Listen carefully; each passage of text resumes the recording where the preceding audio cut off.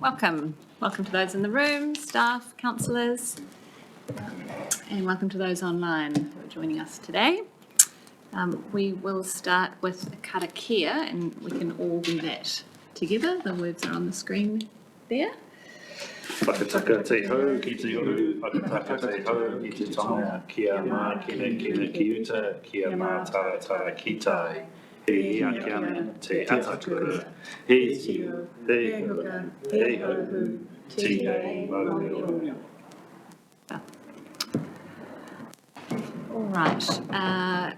Just to note, we are going to move the agenda around a little bit from the way that it was published. We're going to push item 4 down the risk management update. We're going to put that just in front of items 8 and 9 because the 3 items tie together.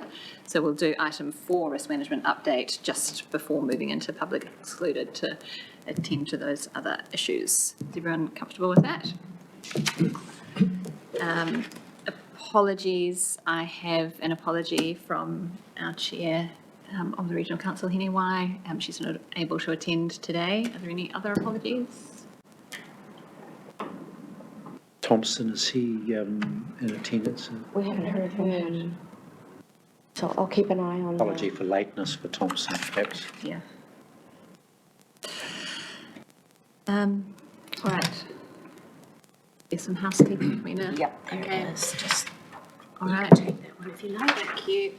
So the meeting is being live streamed on the Council's Facebook page and recorded for viewing at a later date on our YouTube channel. In the event of an earthquake, drop, cover and hold, and if the shaking is long or strong, when the shaking subsides, leave the building through the nearest exit and proceed immediately toward Napier Hill along Bolton Street to Tiffin Park, continuing up the steps to Cameron Road.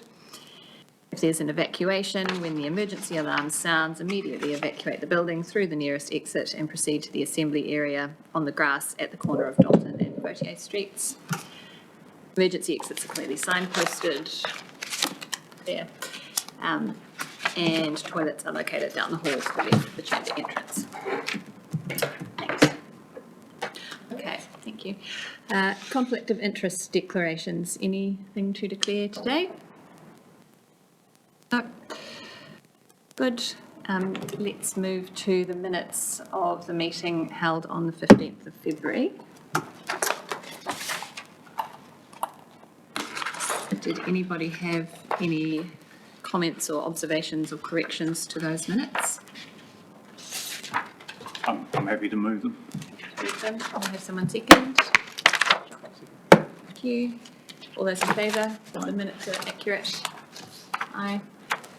Yes, no, good. Minutes fine, thank you. All right, so we will next move to the Treasury Compliance Report, which is item 5. Through you, Chair, I'll just invite Chris Comer and Tracy to the floor to take you through the paper.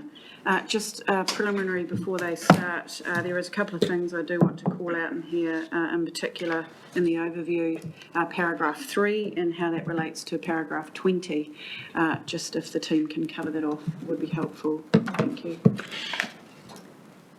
Thank you. So we'll leave you guys to highlight anything you want to particularly draw our attention to. Great, thank you.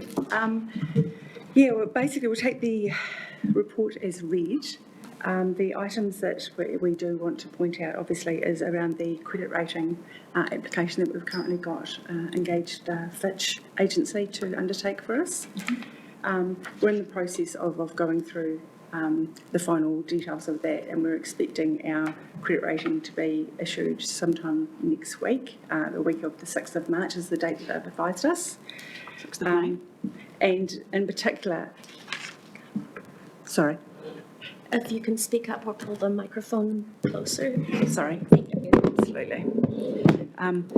In particular, the reason that we've had, you'll note in point number 20, that at the moment our funding, external debt is quite highly geared towards the 0 to 3 year bucket.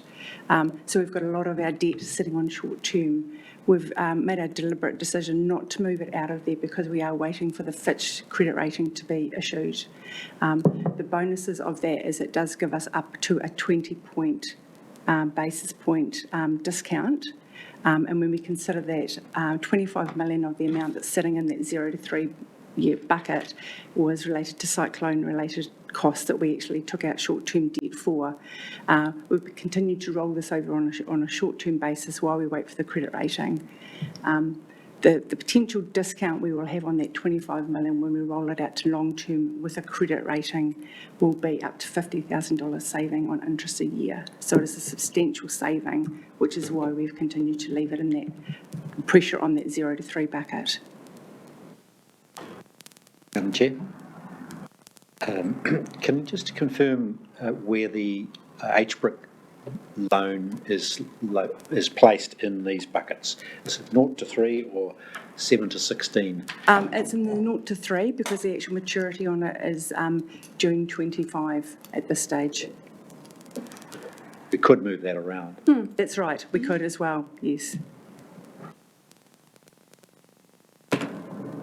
Okay, so to be clear on that point, you're coming up very close to that 55%, is it? No, so the 60% policy requirement, you're at 55, but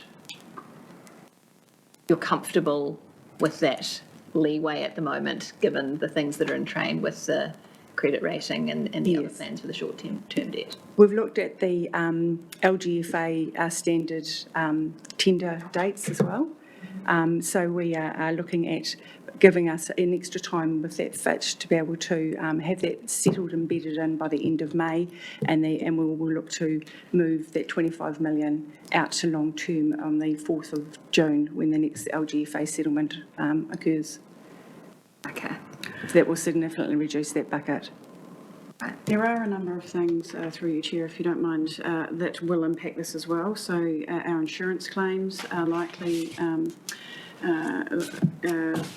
we will send about 15 million through NEMA to seek claim for that in the next month as well. So there are a few things at play here that will eliminate that short term. We had anticipated having our rating already. We had Fitch on site a month ago now, envisaging that it would take 2 weeks to get that end of April. However, they are still wanting a little bit more information from us, and we've given that to them. So it is imminent, that credit rating. Okay, so just to pick up on the insurance point, I noted the comment in there that the proceeds from the insurance claims are slower than earlier forecast. Is that's a slowness rather than a not going to happen? Just a slowness, yeah. Is there anything else in the paper that you're wanting to touch on before I see who around the table has? Just to point out point number 2, then the fact that we are holding additional funds on behalf of the government from the silt and debris funds.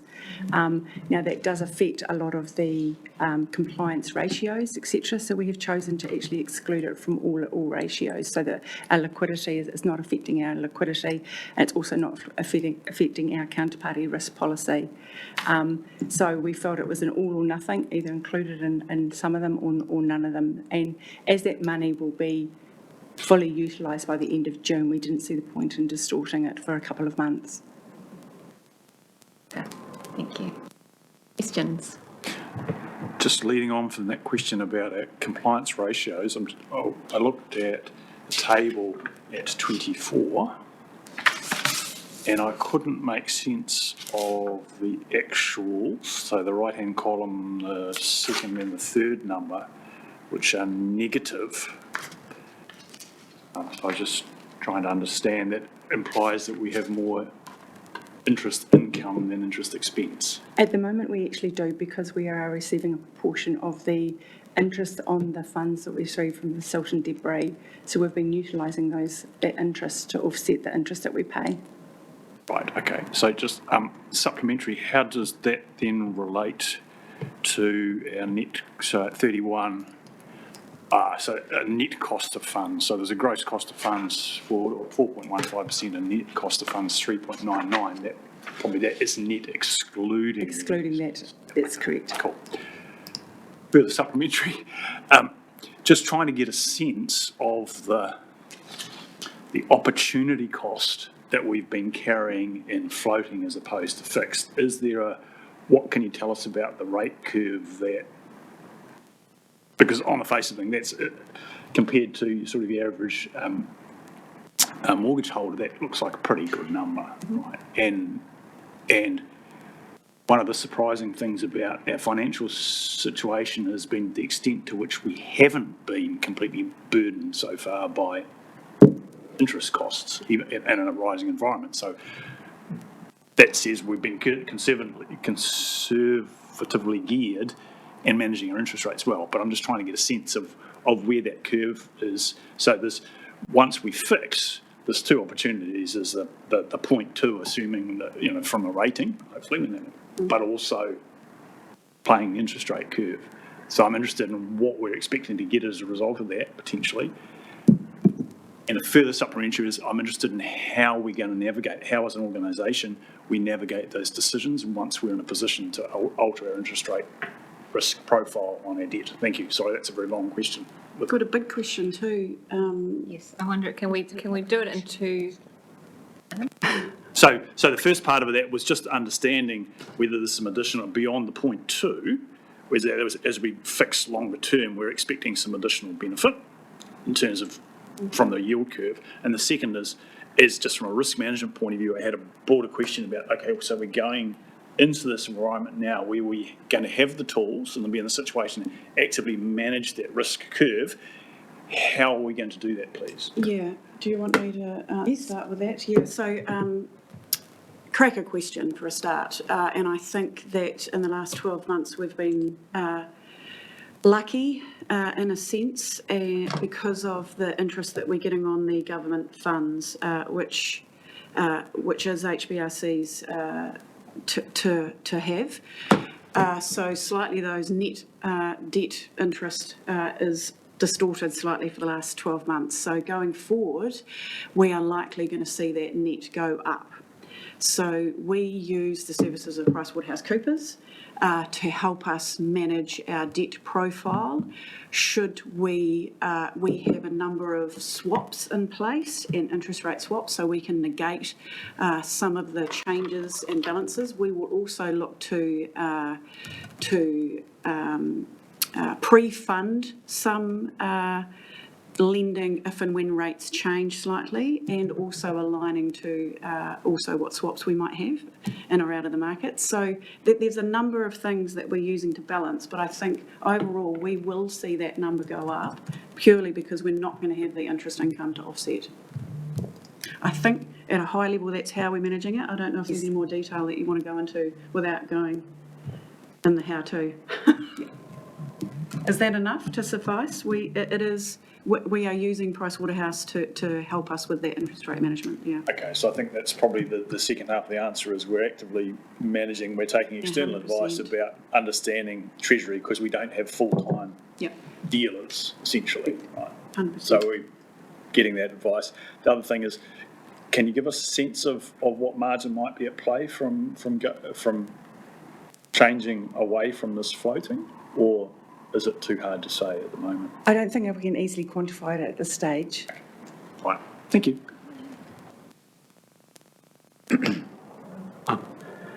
Just going to paragraph 27 under managed funds. Based on results to date, the current fund structures are not sufficient to are not going to deliver sufficient returns. This has been updated by the changes to the investment strategy. Do those changes impact on, a bit further down on the table, where it refers to the capital protected amounts, 2% compounded since inception?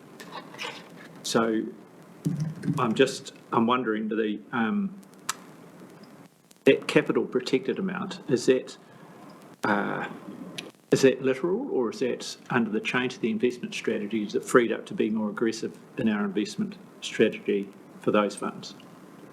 That makes sense? So protecting 2% of the capital base has been in place since the start of those funds. That's not going to change in the new investment strategy, albeit the return on the investment is going to change. But the assumption that the 2% on the capital base is won't change. Is that, did I say that right? Yeah, that's right. Yeah. So does that mean every year Yeah, we must ensure the capital is protected? 100% agree. Yeah. So that does affect the extent to which you can be aggressive or not with your investment strategy, and so that does impact on returns over time. So I'm looking at it in the context of we've got in total 500 million of investments, and the return on that is tiny. And look, it's maybe this isn't the right forum to discuss this, but as far as risk is concerned, there's a massive opportunity cost in our overall investment strategy. And as far as the risk component of that is concerned, we're doing absolutely what you shouldn't do. We've got half our investments, more than half our investments in one thing. And so I don't, this is the right forum for those so questions. it's a really good point, Jock, because it was actually this forum that identified the fact that our investment strategy and our returns were poor from HBRIC a year and a half ago. It was this forum that triggered off the investment strategy review and the third-party review of our investment providers. And so it was actually this forum that started the whole investment strategy to get it to where it is today, to reinvigorate that for greater returns. Yeah. So I'm wondering if we've gone far enough in that for say, if you were a fund manager, you would look at our investment strategy and you would say you're very conservative in some areas still, and you're not spreading your risk. And so I'm wondering if this is the forum where we should be asking that question. I think it might warrant a more detailed discussion perhaps at the next meeting to talk about the risk side of the investments, depending on how that ties in with the jurisdiction of the Corporate and Strategic Committee, because I know that committee has been looking at this in more detail. And since we raised the risk, it hasn't necessarily come back through to us. So I'm happy to have a kind of close out to make sure we're all across the risk side of it, but we just need to be careful of looking at So things the and council, doubling up. yeah, 100%, thank you. The council has made a decision, obviously, that HBRIC has now a mandate to drive that investment strategy forward and deliver on the returns that are now set in the statement of expectation. Yeah. So how HBRIC is now going to do that is now mandated to that board, and they will make the appropriate choices to deliver that. Within the boundaries of the risk settings that have been set in that statement of expectations. Yes, I suppose yes, correct, and we've been through that exercise. Yeah. I'm really just saying that maybe to some extent with the benefit of hindsight, actually those boundaries, are they too tight? Because we're talking about and it's not something to be answered here, you're right, but indulge me for a second. We're talking about something that's an extremely long-term investment, and anyone will say if it's a long-term investment, stick it in growth and it's going to be up and down, but over time, you'll be better off. We're not doing that. Anyway, that's probably all. We have recently, it did last week, investor.co.nz, we have announced to the market the change that HBRIC has made with the fund manager and the fact that it is moving from a 50-50 fund to a 70-30 growth fund. So there are changes afoot to help that. But that does go through the corporate and strategic. HBRIC will do an investment update at the next meeting, but yeah, hopefully you'll get that answer through there. Perhaps what we could do is catch up separately on these sorts of issues to see to what extent it needs to come back to us from a risk perspective, just to consider what's been put in place so that it's on our radar. And then we can look at what might need to come through to us going forward, just working out that jurisdictional crossover potentially. You can be comfortable with that? Madam Chair. Madam Chair, it's a great question from Jock. A couple of things about it is that HBRIC is, I mean, when you look at the asset holding, clearly we're far too overexposed with one asset category, and that's causing all sorts of mayhem at the pointy end revenue side. So it's a perfectly logical, legitimate question to ask by this committee to say here's a substantial risk applying, and to raise that from an HBRIC perspective. We're currently bound and tied by a SIPO that has a big chunk of the holding constrained, and that is the port holding. The requirement is that's a decision of council as opposed to HBRIC to resolve that. So the HBRIC is tied. It can't do anything unless council decides otherwise. So the impetus, in my view, needs to come, yes, you can get an advisory from HBRIC to come across to say you're tying our hands and we can't deliver. Secondly is this committee saying we've got a risk, pushing that into corporate and strategic and saying what are we going to do about this overly constrained investment setting. So I'd suggest that we have a valid role to play here in raising that and promoting that, or at least identifying the risk and reporting back to council that that's the case. Okay, so is that, you think that we're in a position to do that now, or we have more of a conversation and then consider it in a meeting as perhaps as a separate agenda item next time? Because we don't have an awful lot of detail on it at this point to be making that recommendation. I don't think we're in a position to actually navigate that now, because it's got many moving parts, plus the commercial sensitivity needs to be carefully considered. Okay, well, let's put it on the agenda for next time, and in the meantime we can have some separate discussions around what that might look like, so that we're in a better position to consider the issue more fully at the next meeting. Is everyone comfortable with that? Okay. Is there anything else in the paper that people want to go through? Yes. Yes, there is. I just want to go back and again, Jock raised it. He asked the question: is the capital protected amount a real thing? I think that's your question, Jock, and me too. I'm asking that same question. My perception of it is it's a benchmark, and that if we want to achieve a 2% protected amount, this is the amount you'd need to have in kitty. And we're seeing in the red line that we're short of that by those quantums. Is that the fair assessment of that? We don't actually have 168.5 mil of identifiable investments out there.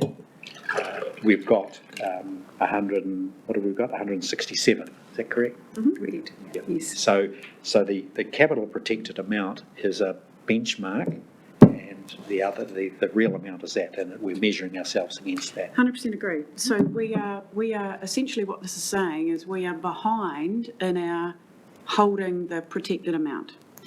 We are behind because of either we have withdrawn capital amounts in the past for matters in the past to fund various things, such as water security program. Oh dear, there's one other program in there and I can't remember, sorry, but we've withdrawn capital out of these programs. We're eliminating that going forward, but we're still in a deficit amount that ultimately, if it's 2% protected capital, we're behind.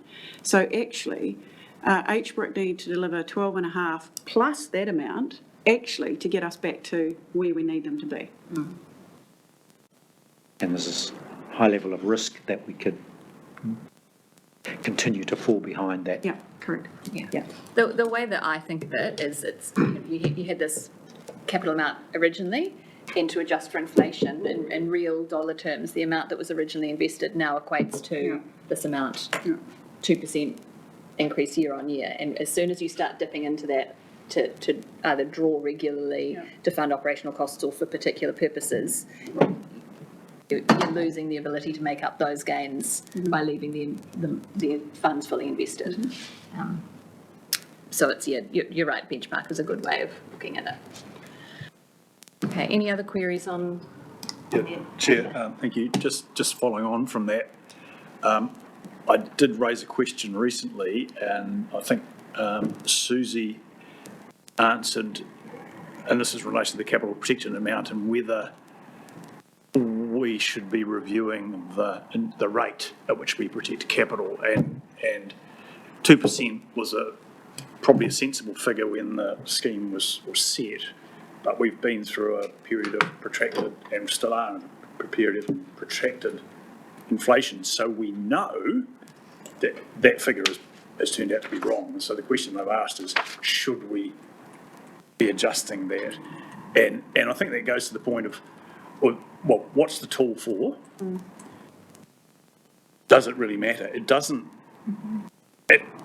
First of all, I rationalised it as maybe it's protecting a certain kind of funds, strategic funds. It's not, though, as far as I can tell, because it applies to all of those managed funds. Right? So it's not about whether it's a strategic investment or not. It's simply about recognising the time value of money. And it simply hasn't. So I'm simply, and I think that's an unanswered question. That's maybe one that can be wrapped into this whole question of the performance risk, is whether in fact we should be reviewing that mechanism. Why are we actually using it? I think, and it would tie into any review of the SIPO and the corporate strategics.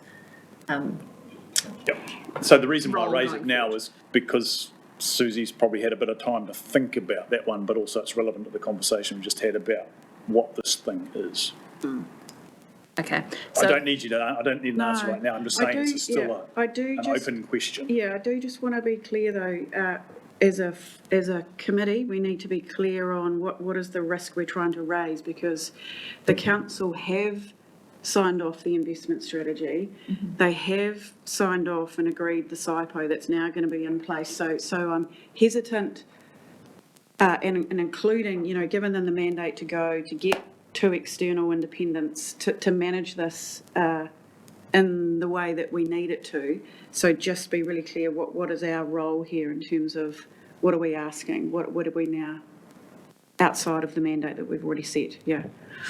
I'm just conscious of finding that balance. Yes. For me at the moment, for this committee, we're suggesting what actually Neil and I said, I think, in respect of half of our investments, the risk of having half our investments in one pot. We're noting that, so we're saying we need to have a bit more detail and do a bit more work on that before we come back on that subject. I think the short answer to your question, Susie, what are we trying to head off here? Is essentially establishing, perhaps over the next year, the next SIPO round, and that we're identifying that, in my view, the current settings, both port and the constraint which Zan has identified in terms of the 2%, is that what we've got is a straitjacket around the investment portfolio, which I think simply means we won't be able to achieve the expectations. Even with a shift to 70-30, the constraints around calling things such as our long-term or future investment funds, the constraint that carries with it means that HBRIC won't be able to do its job to the extent that is expected because of those constraints. I would love to draw your attention when we get to page 12, where we outline the effectiveness of the investment strategy, because everything you're saying here aligns beautifully to how that is presented in the risk profile in itself, where we do highlight in there that we have an amber rated uncertainty or risk, where it says that so green's something we can live with. The yellow means that, it's a bit of a risk and we should think about it. Amber means it is a risk that we need to do something about it. And specifically, we call that out on the investment and diversification risks. So everything you're saying, I don't have an issue with it. We know that and we recognise that. It's just actually what this forum, Okay. I think we've sort of talked around the issue at length, and we're going to be talking about it further as we work through the agenda. So let's see what else comes out of that subsequent discussion, and then we'll take some action items for what might end up on our agenda for the July meeting. Okay. So on that basis, and conscious of time, we are being asked to receive and note the report. There's no decisions. There being no further discussion needed, I'm going to move that we receive and note the report. Thank you, Jock, for second. Nothing further to add. Everyone in favour? Aye. Thank you. Motion carried. All right, our next item is the health, safety, wellbeing update.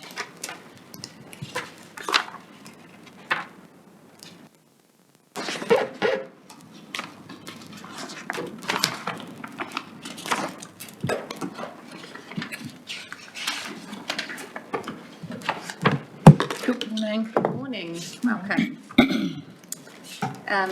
Thank you for your papers and the attachments. We'll take them as read. Is there anything in particular that you'd like to draw our attention to or highlight before we launch into whether anyone has any questions? I'm just conscious of our time, so I'm trying to keep things moving. Okay. Sorry, this is Kirsty and Nancy Sorry. from the Health and Safety team. Sorry, I should have introduced the paper. So I lead health and safety for the council, and this is my senior advisor, Nancy Barlow, who is updating our current health and safety system to the ISO 45, or aligning ourselves to the ISO 45,000 model, and is highly skilled in that space. We are quite happy to receive questions if you have any questions about that. We think the paper is quite comprehensive in terms of an overview of how we manage our system here at Hawke's Bay Regional Council. The one-page document which clearly outlines where governance and management and how the system operates and feeds up. So that would be this document. And on the back of that document is the structure in which we operate here at the Regional Council.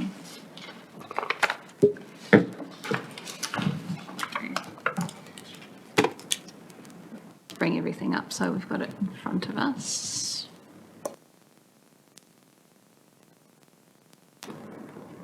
Okay, does anyone around the table have any questions first up? On the paper or any of those attachments?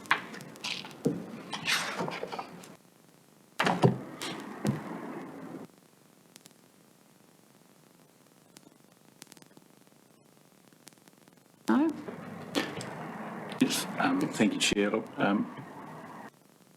first off, don't have too many questions because it's a pretty comprehensive report. Thanks, Kirsty and Helen. So that's good.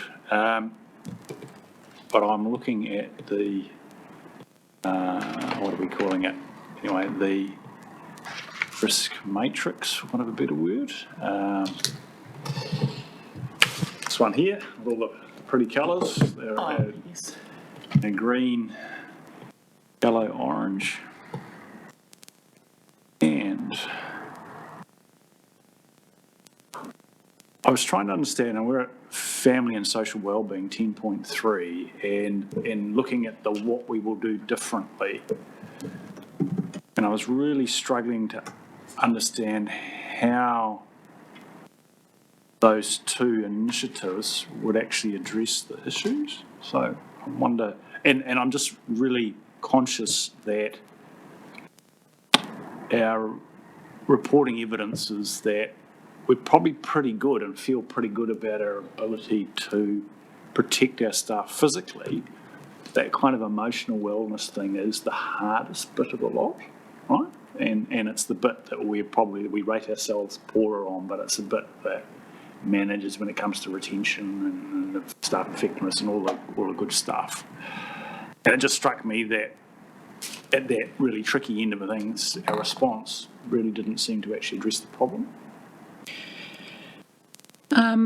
And I realise, Kirsty, sorry, that this might be more of a P&C question than a health and safety question. So when we pulled those matrices together, and we've worked with David closely and with Helen prior to her leaving, and Liana before she left as well, around where some of the items featured in terms of, and I guess it fell under risk to people, which is why some of those items are in there. And we discussed with David that looking at that globally, and we do a lot more. You know, when we look at the front page and that first page, we're right down to size 8 in font, and we can't get all the information in there.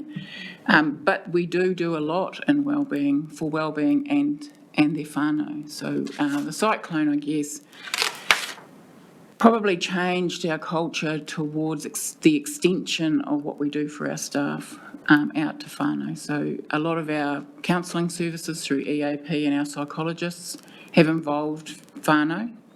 A lot of the messaging that we do internally and through our staff meetings, we're hoping that our whānau, that our staff will take it home to their whānau as well. So that's that sort of sphere of influence that we hope will be there. But we do provide support, welfare support to whānau as well as staff. So we have quite a generous policy here. And we do and openly encourage that staff take up the option of having support through our services and through myself and my team and Camille and her team to ensure that we provide sufficient support, that they aren't left struggling alone. And I think, and I can put my hand on my heart and say that I know that our staff have come through, certainly this last 12 to 14 months, much better than we probably had anticipated, because of that all-encompassing view that we have that our staff are just an extension of their whānau. Thank you. I think Sorry, Dan, I think Nick had something to add on that. Through you, Chair, I think there's a really significant focus on wellbeing, and as Kirsty's indicated, some of that is kind of the more formal end of wellbeing, if you like. So that's things like EAP and psychological support. And, you know, given the last 12 months that the organisation has been through, that hasn't just been passive, you can go and see those people, but where we've had particular days that might have been triggering for people, we've actively had those people in the building.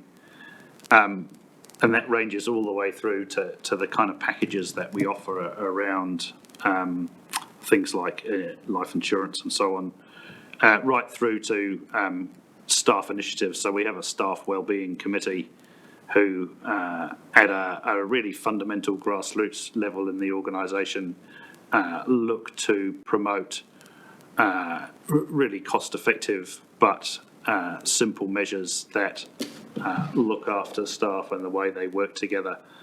And that's everything from kind of shared morning teas at various times in the year through to more significant social events. I was really pleased, so I get a survey on staff engagement done on a regular basis. In our last survey, we've seen improved staff engagement over the last survey.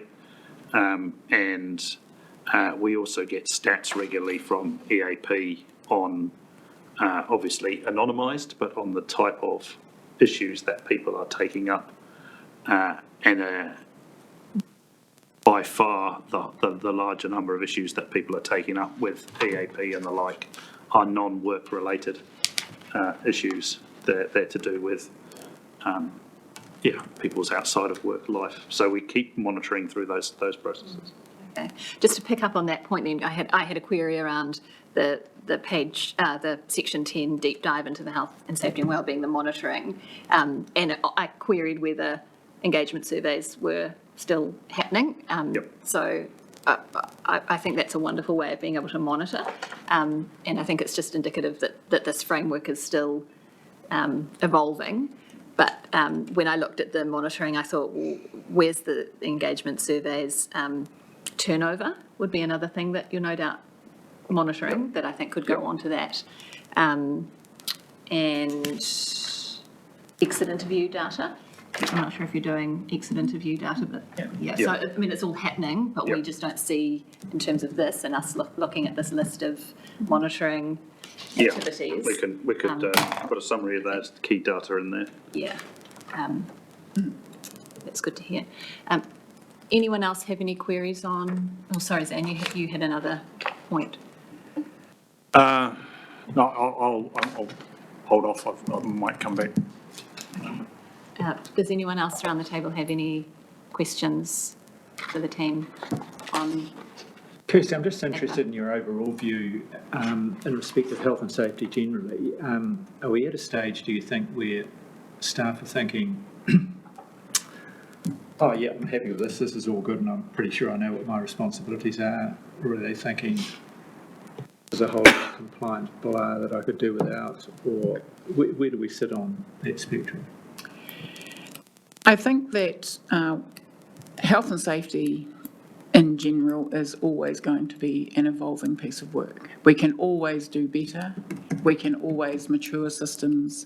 We can always engage people in a different way. Our staff, I believe, do take safety seriously. We're very cognizant that 5 years ago we had a death, and so that lives within the veins of our building and certainly lives within the health and safety team. So, you know, we're working closely with managers all the time about leadership and ensuring that staff take health and safety seriously. And we don't get necessarily pushback because people don't believe in it. We sometimes get people who are busy doing their job, but we rally around those teams and those people to ensure that they come to the training, which is really important, that they attend sessions, if it's around EAP, to ensure that their mental health and wellbeing is secure, that they report their incidents. And I'd just like to say we have had an increase in our incident reporting, which is actually a real positive. You know, many years ago, organisations feared having an increase in incidents, but we embrace it. So that's a real positive, and I think we're moving through a period of change. I think the cyclone probably provided a lot of people with a lens to look through around safety and going home safe every day. And I think that's really becoming much more embedded in our organisation, but I think we're also maturing it as well. And myself and my team, and also the extension of the P&C team, we speak to this every month across the business. We attend every group meeting and we speak to health and safety. We give written updates. We're providing information now through to ELT in a dashboard, and we report through to council every quarter. My team and I are very passionate about the fact that people go home safe every day, so it's an important part, and I think people are starting to embrace that. Nothing further? Okay. Ben. Kia ora, Chair. Look, I realised when I was going through this the other day that I had a question, and this is on the one-page risk management plans. At this level, and I'm looking at the last page, 10.4, mental and emotional wellbeing now, the risk ratings, in this case, who has actually done those risk ratings? Is it the Tier 3 manager who's responsible for this area? Is it cascaded down from ELT, or who's done it? It's a combination. So it's a combination of the people that are involved in overseeing that and the group of people that have put this together. Generally, it will be the SMEs in conjunction with our risk team. Ultimately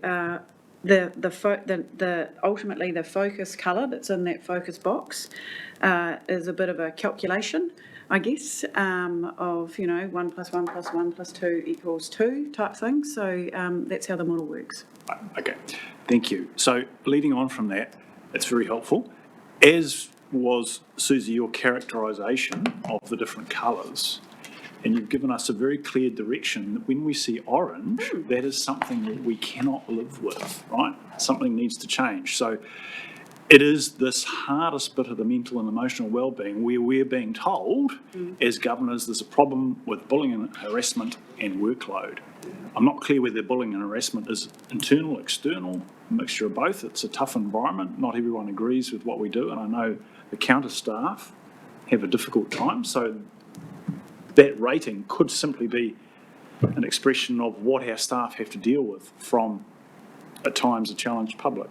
But it also might be an internal thing. Anyway, the response is simply bullying, stress management, ad hoc delivery, mental health certificate. So we've got a problem. So everything that we've heard this morning says we're already doing a bunch of stuff and it's not solving these particular problems. So this either something more we need to do, something else needs to change with bullying and harassment and workload. That's the only way I can construe what I've got in front of me now. So it's a combination of both. We haven't had any recorded bullying claims against the organisation, but our staff are often bullied by the public. So it is a combination of both.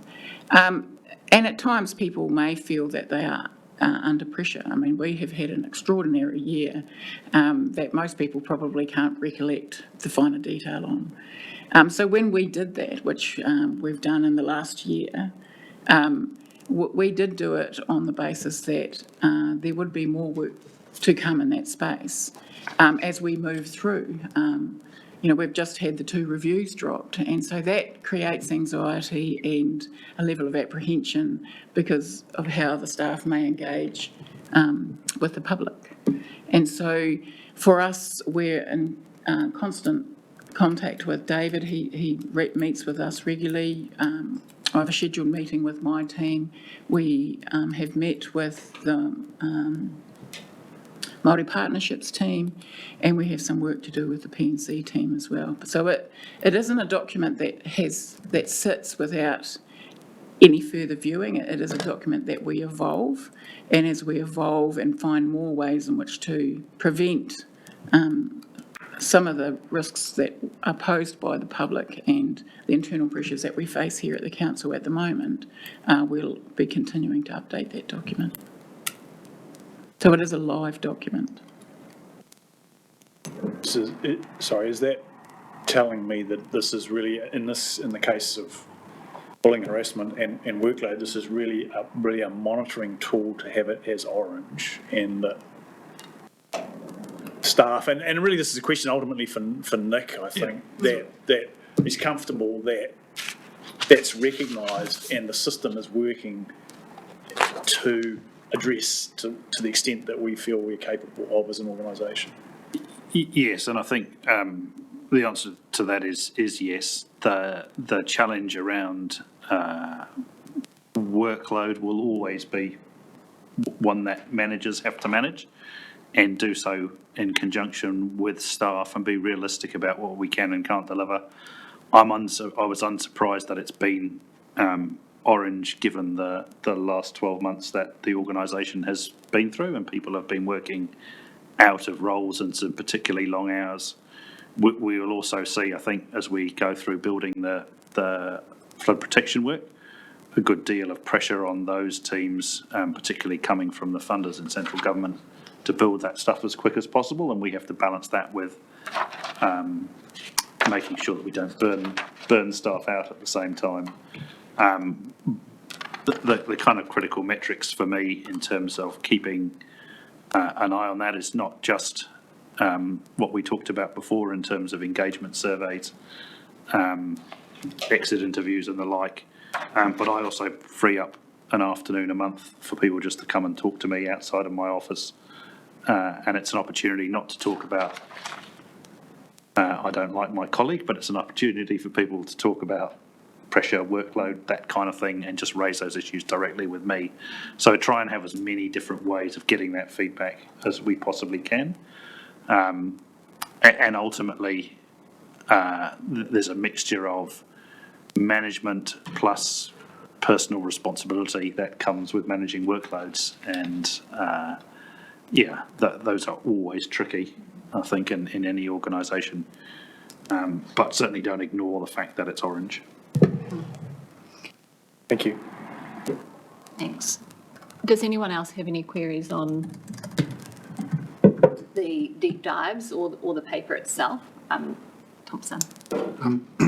Through you, Chair, I'm just sort of digging into my memory bank in a conversation that emerged out of one of our meetings, and I think Bill Bayfield was in the position at the time, around the cultural wellbeing aspect of, and I can see that it would naturally sort of be embedded in a few of these other points that are being reflected. But I just wanted to sort of see the spiritual well-being space of the 10.2, and how do we, I guess we've got that little thing there around the assurance, and how do we know that this is managed effectively? Is the spiritual well-being support, is that often triggered? How do we capture that there's I guess, capture the level of need across the staffing organisation? At the moment, so the philosophy that we operate under our wellbeing strategy is that a person is a whole person. And so if there are needs around spiritual and cultural and safety, we address those as we need to. And we will put in place what would be required for that particular person at that particular time, which is confidential to anyone else. But we, as I said, we have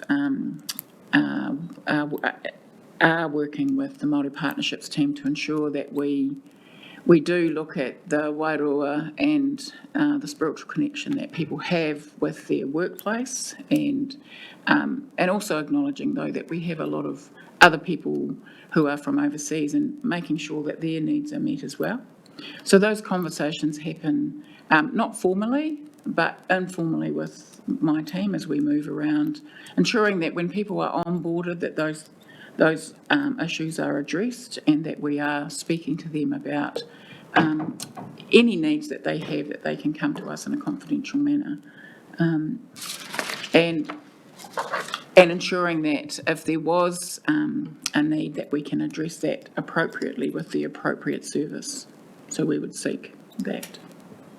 I think to maybe pick up on Thompson's point around the assurance, I think there's some gaps on many of those pages around that assurance piece.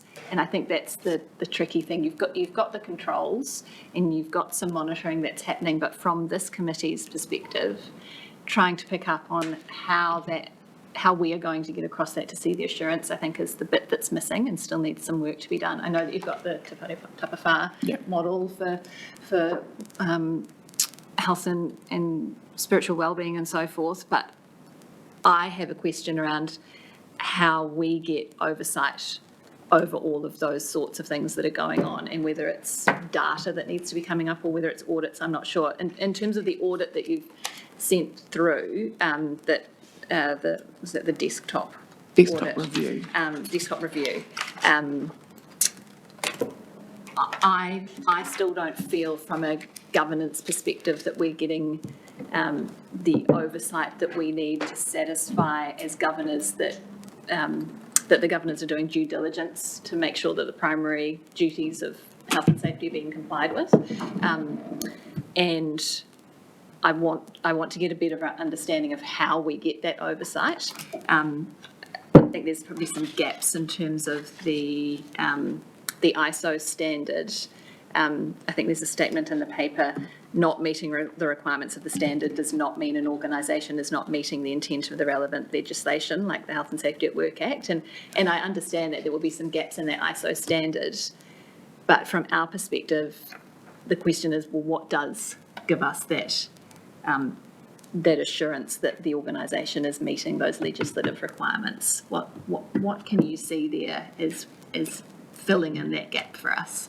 So if we're looking at the requirements under the legislation, which would cover off all of the things, documentation, are we reviewing that? Are we engaging with our staff through participation levels? We are doing that through our Health and Safety Committee and through our monthly meetings and through our managers' meetings and through our ELT reporting. The oversight that we give council, which I know that you don't get the Opal 3 update here, but you do get it at corporate and strategic, which all of you are on in full council. I'm not sure whether you, Stephanie, get access to that, and that is something potentially that we could suggest that you get.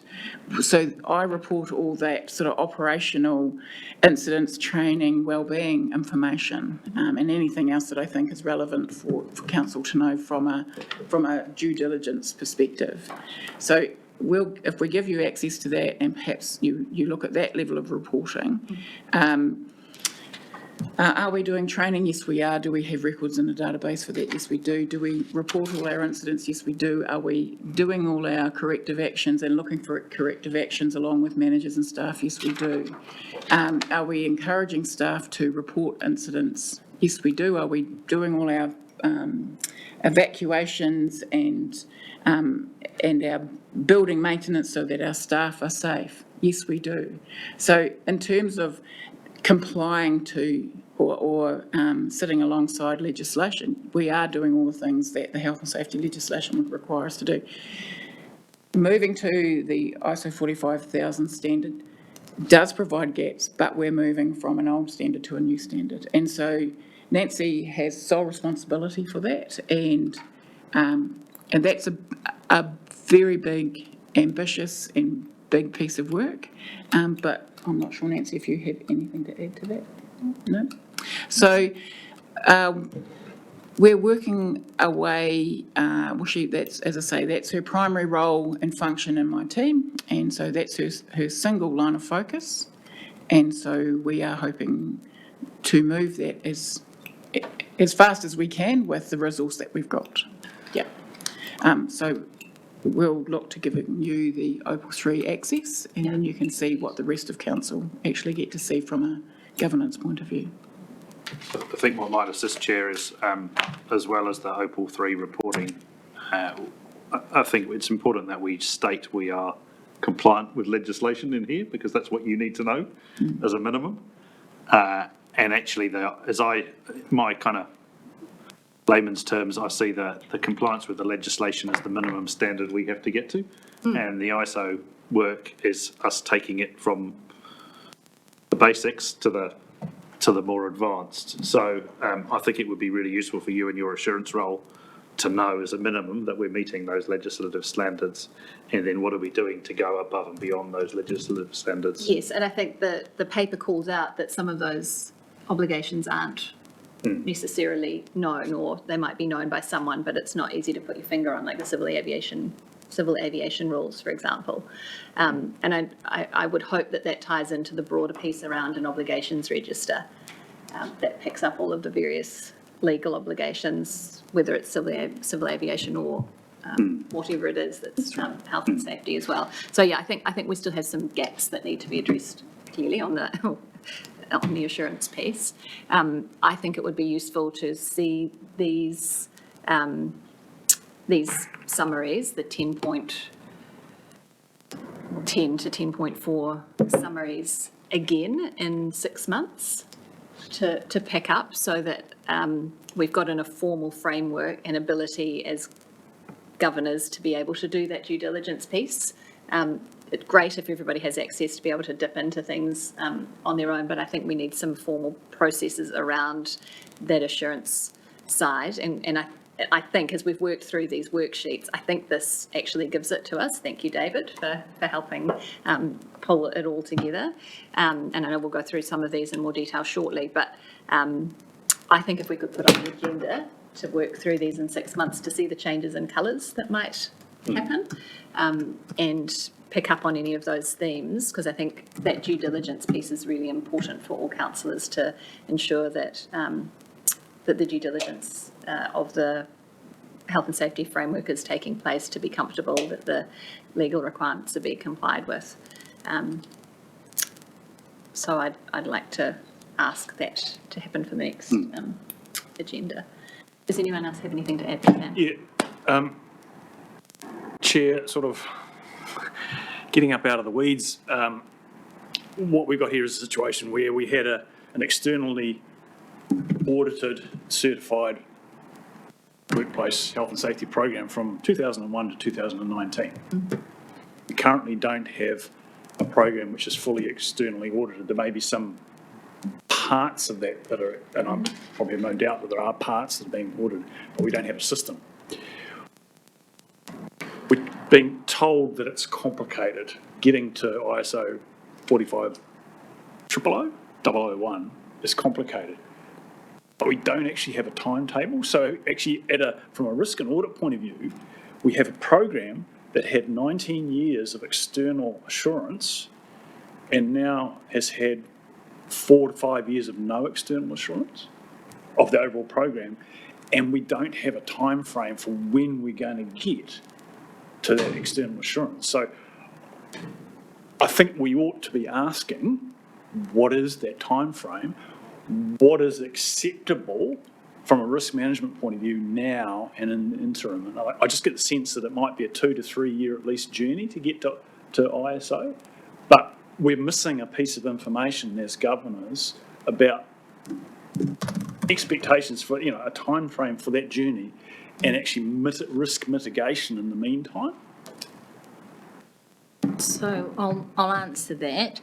So yes, we had a system that was based on the ACC WSMP up until 2019.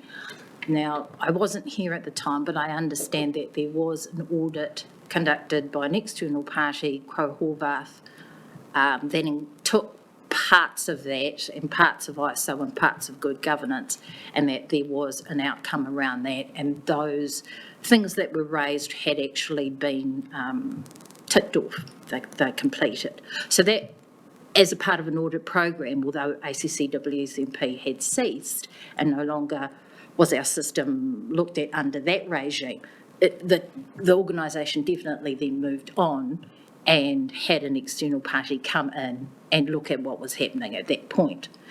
And then in 2022, there was a internal review, so no, not externally done, but certainly internally reviewed to make sure that our system at that time was still compliant with ACC WSMP. Because although WSMP as a product had ceased, the standards aligned with those were still actually very much in play in the market. And they are still today. So ACC has 2 other products, one being the partnership program, and although the partnership program looks at injury management, the base health and safety standards are still the same as the ACC WSMP. They also have Fleet Saver, and so while there is a component in there that is specifically aimed at the heavy-duty trucking industry, the base health and safety systems are still the same as WSMP. So do those standards still hold veracity? Yes, they do. So then we move on to the externally reviewed systems, which is like your first step in the journey of moving from one actual standard to another. And that's externally reviewed by a CAB, a certified agents body. So, and they also had, they're in turn certified by an international body which says, yes, you are qualified to actually go and have a look at this standard and then to say where they're sitting. So in terms of the veracity of that review, it holds water. So part of moving from one standard to the next is like, where are we actually sitting system-wise? How is it, what we've currently got, how does that meet up with what we are aiming to move to? And that's what we did. And then out of that, we have a work plan, which I believe was added in L1. Okay. We have a work plan, which says, it will take us about a year to actually get to moving. And part of that is because of the higher need to have consultation and participation with our workers under ISO 45,000. So yes, some of the things I could sit down tomorrow and write a new policy. Totally could do that and tick that off that it meets. But that would not meet the intent of ISO 45000 for greater participation. So then you've got to take the step back and then do the consultation within a reasonable period of time. So if you're doing that with a number of things, it takes time. But that then also provides the evidence base for when you go forward for the next review to go, not only did we now meet the requirements of the standard in terms of our system, our management system, but we can also provide the evidence around how we got there, rather than just say we've got the cake, but we can't provide you with the recipe, if that makes sense. I think we need to sort of lift it up. The committee's concern is about how health and safety obligations are being met, right? And the greyness is around how we satisfy ourselves that someone externally is looking at this from time to time and highlighting issues and working through them. It sounds like it's going to take a year to get the framework fully up and operational, whether that's under ISO, the ISO standard, or whether it's under the health and safety legislation. I mean, that's a requirement of the health and safety legislation to have workforce participation in any event. So, I mean, that's been in since 2015-16. So if it's going to take you a year to embed this practice to satisfy the ISO requirements, then that's something that we can make note of. But I think in terms of going forward and being able to satisfy ourselves around the compliance with the legislation to manage that health and safety risk, if we continue to check in at 6-monthly intervals using this risk framework with the one-page summaries that we can dive into, I think that should give us enough of a framework pending resolution of all of these issues to be able to satisfy ourselves we're doing everything we can. Everyone comfortable with that? We're also providing assurance through Olivia's assurance program, so as we have done in the past with the Crow audit. So there will be regular updates to this committee via the document that we supplied you with regarding the outcomes required under the desktop reviews. Chair, my suggestion simply be at our next meeting, we just have a work plan. I mean, you mentioned it, so there's obviously got one in the background, so we just have clarity about what the time frame is to... There's a document here that will go into Olivia's assurance plan, so we've already been in discussion with her around that, which is why we added this in, so you could see what was being updated from a high level rather than an operational level. Because our work plan is far just for the sake of clarity, none of these questions are, they're not I'm not trying to cast aspersions on the program or the work you're doing. I'm just trying to get clarity for the purpose of this committee. Thank you. So, but I think you having the opportunity to look into that Opal 3 dashboard would be good. All right. Can we move on from this one? Just look at what the recommendations were. So I think we are receiving and noting paper. And we are confirming that the actions taken to address the certification gap analysis findings are adequate in the circumstances explained. I think we've been through that and it covers it in the paper, and you've explained how you're working through that framework. So I'm happy to move that we receive and consider the report and that we confirm the actions taken are adequate in the circumstances that have been explained to us. Seconder? Yep. Sam, thank you. Anyone else want to talk to that motion? Move on. All those in favour? Aye. Aye. Motion carried. Thank you. Thank you. Thanks.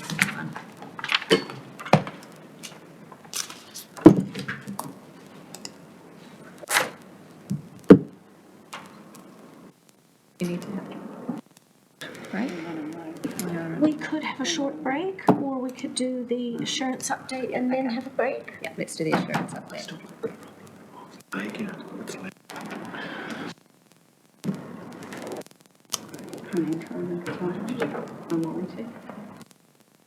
Through you, Chair, item number 7 is our assurance update.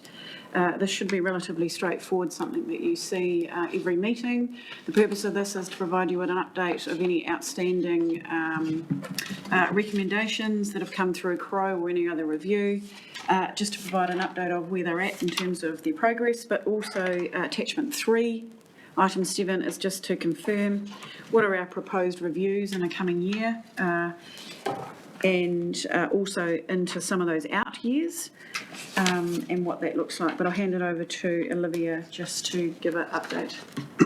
Good morning, Council. Thank you very much for seeing today. I understand I'll take the paper as read, and I'm happy to take any questions. You will notice that the universe has got 2 sections 17As identified on that. I was hoping that Ian Maxwell and Katrina would be here today to talk about them, but they are already booked up. Not scoped yet. No, right, but they may be able to give a little bit more background on that. So.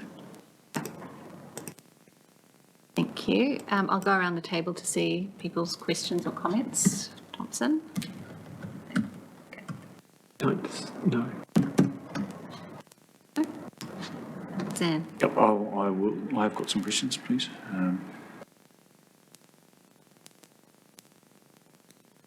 So, probably just a few pages to get through here. Yep, so my questions are mostly around the reviews, section 17 or otherwise. And the context that, and I guess this is a question for Nick, in that my understanding through corporate and strategic had been that there's a piece of work underway with the ELT to look at reviews, and this is in the context of an expectation that during the second half of this year, post our strategic review, we would then get into the business of looking harder at some of our existing core activities and whether we could do them better, smarter, cheaper, particularly against the context of the widespread concern amongst councillors and the general public about the rates burden, and in the context of our LTP process at the moment.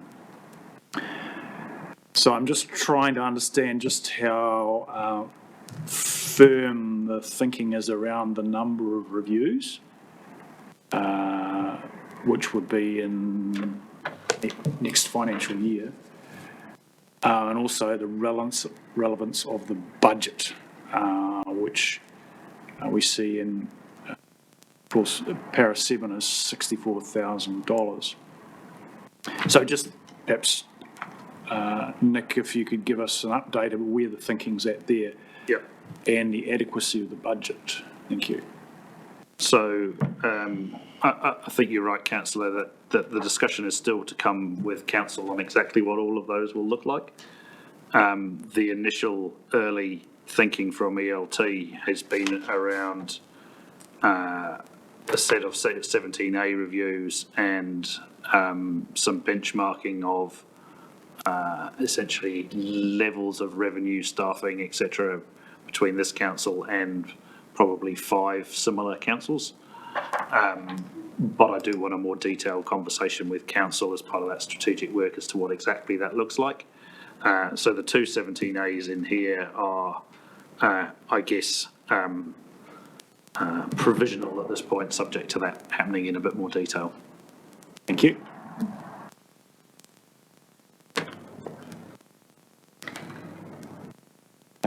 Thanks, Madam Chair. Can I just take you to the, again, section 17A, regional assets review, review of the works group. Can we just have a look there? The extent of the review of the terms of reference, does it, if we're looking at cost effectiveness as well, is that part of that review? It's efficiency and effectiveness of the activity that we are carrying out. Okay. Yeah, I've just lost sight over the last few financial reports as to where the works group sits and the impacts of cyclone recovery, etc., on that. So I'm interested to know, are there any preliminary findings or Susie, if you Are could, you, Neil, we haven't done a section 17A on works group since 2020. So I'm not sure what you're looking at, but we haven't done any section 17As on that. Works group essentially sit underneath asset management. so it's not, it's part of this regional, the asset review section 17A, is that right? So there was, if I may answer to chime in, there was a works group 17A and 1920, which fell under the section of capability and capacity of service providers and partners. Then there's the broader asset management So framework in 4. Is that? So they're corrective actions on the 17A review, is that how that?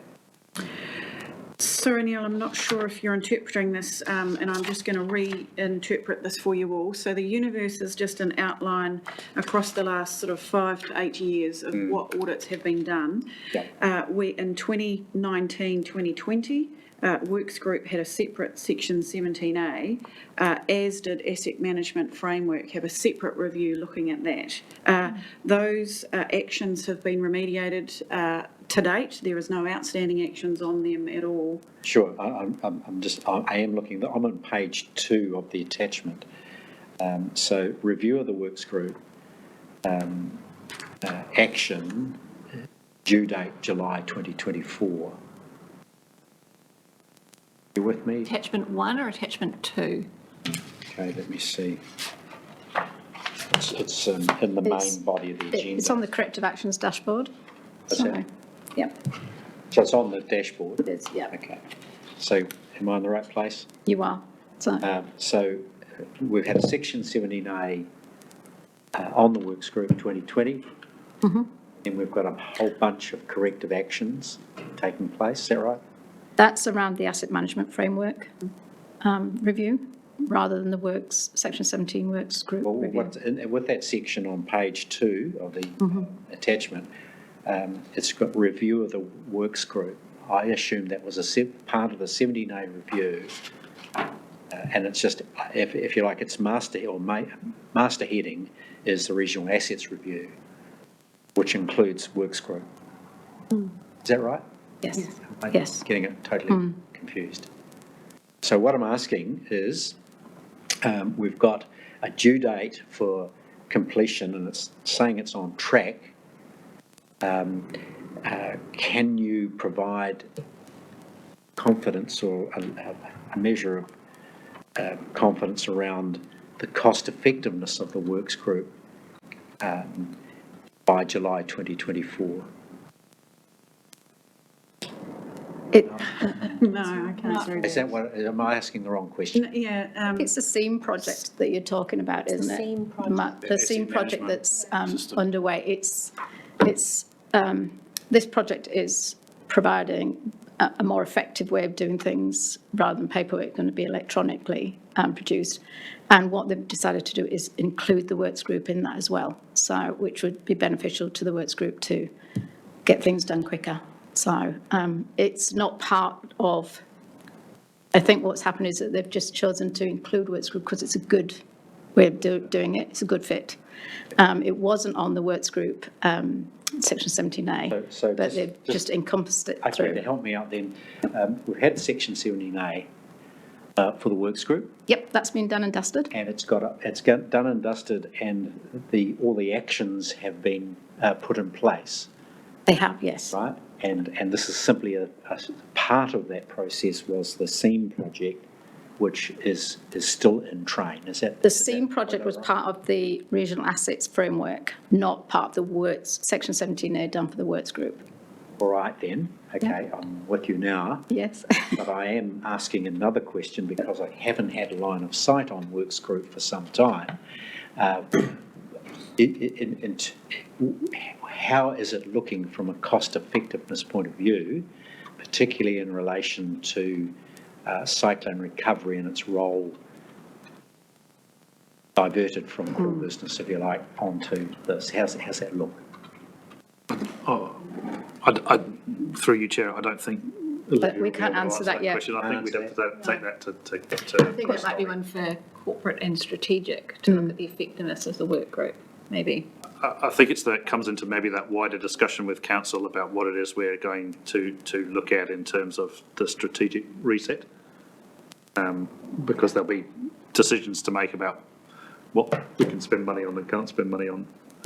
But I'm sure at a relevant meeting, Mr. Dolly could update the current position of the works group. So could we put that as something to go out of this committee, to go into a broader discussion on the works groups? It sort of begs the question, doesn't it? We have a Section 17 review. We have a dashboard that tells you progress on the deliverables arising from the review, and we essentially tick that off as being completed, and then it's completely off the radar, and not to be brought back on focus until another 17A review. Can I help you with that? So the financial aspect, your question around workgroup was quite financially motivated in terms of Well, costing, that's correct, etc. because So that's what 17As are about, cost effectiveness, you see. effectiveness and efficiency. That will come through corporate and strategic and the quarterly financial reporting. So it definitely is a question to go there with. But yeah, I mean, certainly that outstanding action at the bottom of this page in relation to works group was obviously some time they were separate entities, and what we're trying to do is integrate works group into that, one asset management framework. SEAM is actually part of Tech One. It's just another module of Tech One. So that's essentially what that's saying, is that whole integration end to end of works group and asset management. Yeah. I could add also that the works group are ISO 9001, so they are looking at continuous improvement throughout that. So I work quite closely with the works group on that side of the work, and we are constantly looking for continuous improvement. They have gone vastly improved over the last 5 years with going electronic in the teams throughout the catchment workers, so they are coming on, and the SEAM project will bring them even closer to being more technically looked at. I think just to be mindful of time, because we're running late, in terms of checking in from a risk perspective, just without going into the details of each of the items that are on or that are included in the assurance universe, I think our focus needs to be on the matters that aren't on track, and if we're not, or that are starting to fall behind, and if there's anything that we want to draw particular attention to that isn't adequately addressed in the detail that's been provided in these papers. I think that would be the best use of our time. So do you have any queries on that? Yes, I do. Thank you, Chair. Looking at page 3 of the internal assurance corrective actions, so leading on from the page that Councillor Curtin was talking about, review of framework and process. And under milestones, there's a note, there's a major changes identified but not resolved, major finance impact. So my question, I'm just trying to understand the implications of that, and I think this goes to the operation of the project management office, or this is my question, whether that goes to the operation of the project management office, its efficient operation, and the work that it needs to do. So it seemed to me that whilst we know we were adopting SEAM, it was a big $4 million project that gave us, as an enterprise asset management system. It just seems that this report is saying that there's a gap which actually might go to the efficiency of the operation of the project management office and working in this job of this pipeline of 3.5 years of work that we want them to do. So that was my concern. And also major finance impact. I don't know whether that means a lot of work for your staff or a big financial impact. Susie, maybe you can help me there. Right. At a high level, so SEAM and Tech One are linked. SEAM is the asset module, and Tech One obviously the GL module. We are at a point in this organisation now where we need to connect them both, because those projects have been going for a number of years with different project managers, etc., primarily led through the technology team. So that is the essence of what we're talking about with this next phase, is to join up these systems now. There are some difficulties with that we are seeing around how we report financially in the GL, but actually how the assets team are managing assets and need to manage those assets from a day-to-day operational. So we are working through the integration of those systems at the moment. That essentially is what that outcome is trying to say. Those projects, though, in terms of the link to the project management office, I'm not sure. So at a broader level, we see these projects, they have steering committees. They are primarily made up of ELT members and ICT and business representatives. So I'm not challenging or I'm not highlighting any issues with the project management office of that.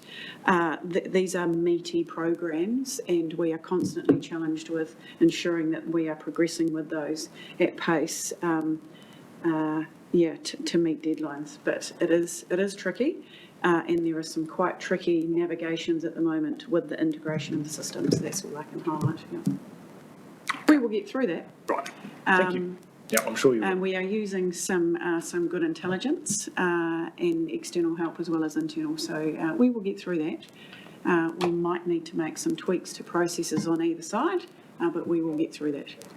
Other councils successfully have this, and we will be no different. Okay.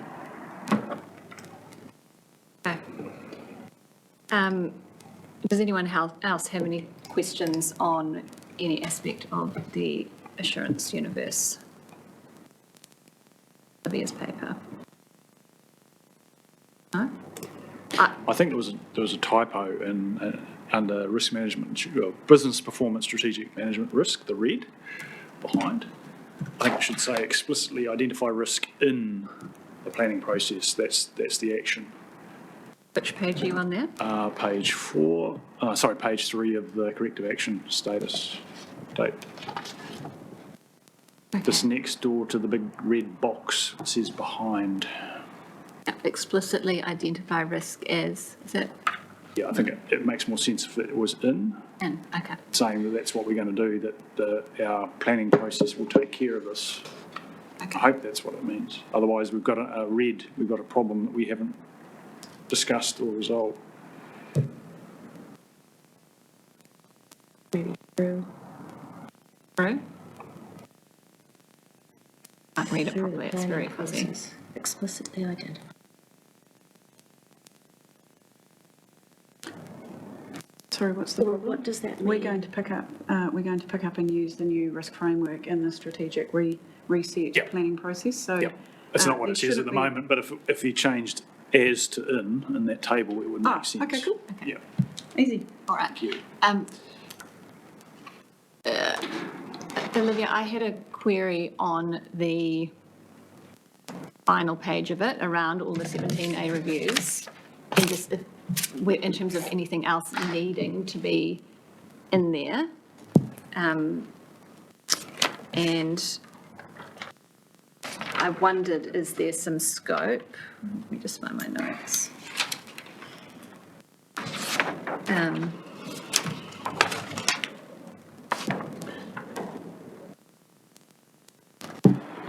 Does there need to be something in there for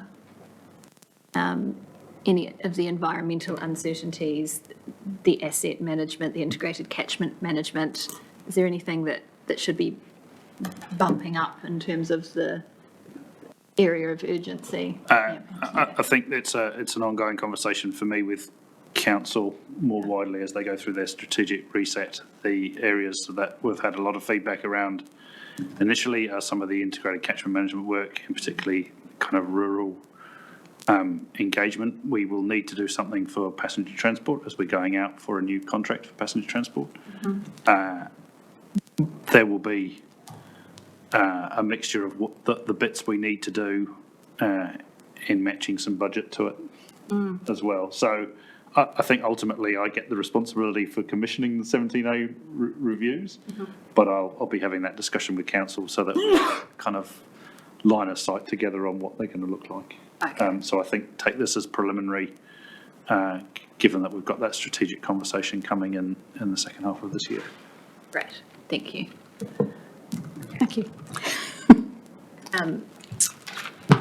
Right, there being no further queries on item 7, just check around the room. Okay, so we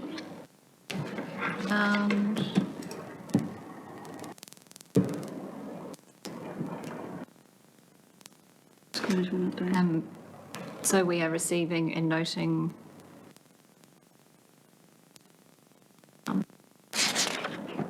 yeah, is this Yes. item 7? Okay, so we're receiving and noting the enterprise assurance update, and we're confirming that the internal assurance corrective actions report has provided adequate information on the status of the internal assurance corrective actions. I'm happy to move that. Happy to second. Second, thank you. Anyone want to discuss it? Is everyone happy to vote? All those in favour? Aye. Aye. Motion carried, thank you. Right, quick break for morning tea, which we will shorten to 5 minutes. That's all right. Tough boss.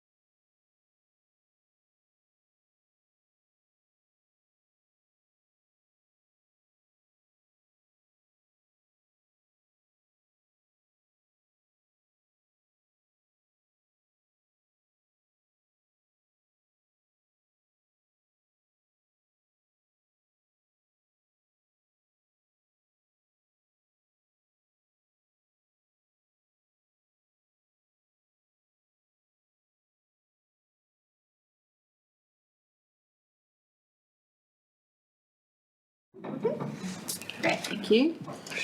Okay, welcome back. So we're going to jump back to item 4 now, which is the risk management update. And we've got David Nalder here to present that paper. Susie, are you going to join David on that one? I am just going to provide. I'll give you a second. I've lost it. You want that one? Oh, thank you. What this paper, the purpose of this paper is a bit of a preface to the attachment around how we are managing our risks and the decisions that have been made and changes that have been made in the last quarter since you last saw this. Predominantly, we continue to work on the risk one pages, and you're starting to see those and the information in them, which is enhancing both across the organisation people's understanding, but also understanding risks and what we need to do about it.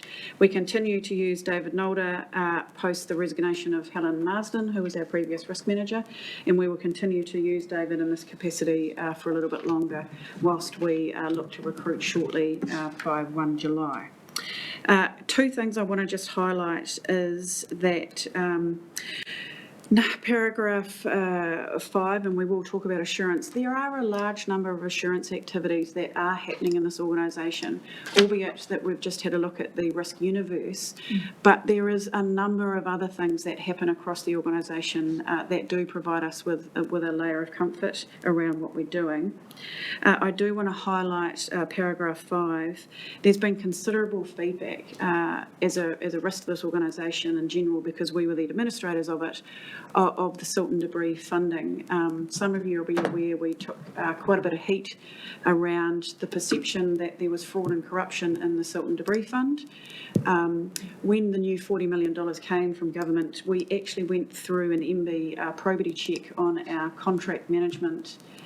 We had PricewaterhouseCoopers before that to give us some assurance, but actually the government wanted separate assurance on our contract engagement. That was really successful, and I do want to highlight that didn't come back with any material issues in the way that we were contracting people for the silt and debris fund.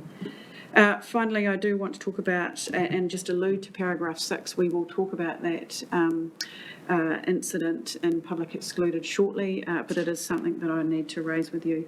I'm actually now going to hand over to David to talk through the discussion piece starting from 8 and where we're at just with our risk management framework and work to date, including sentiment.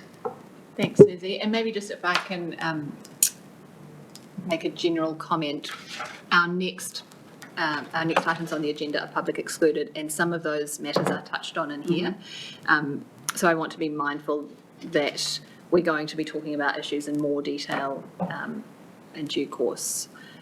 So just please be mindful of the reasons for moving into public excluded as we touch on those issues potentially here as well.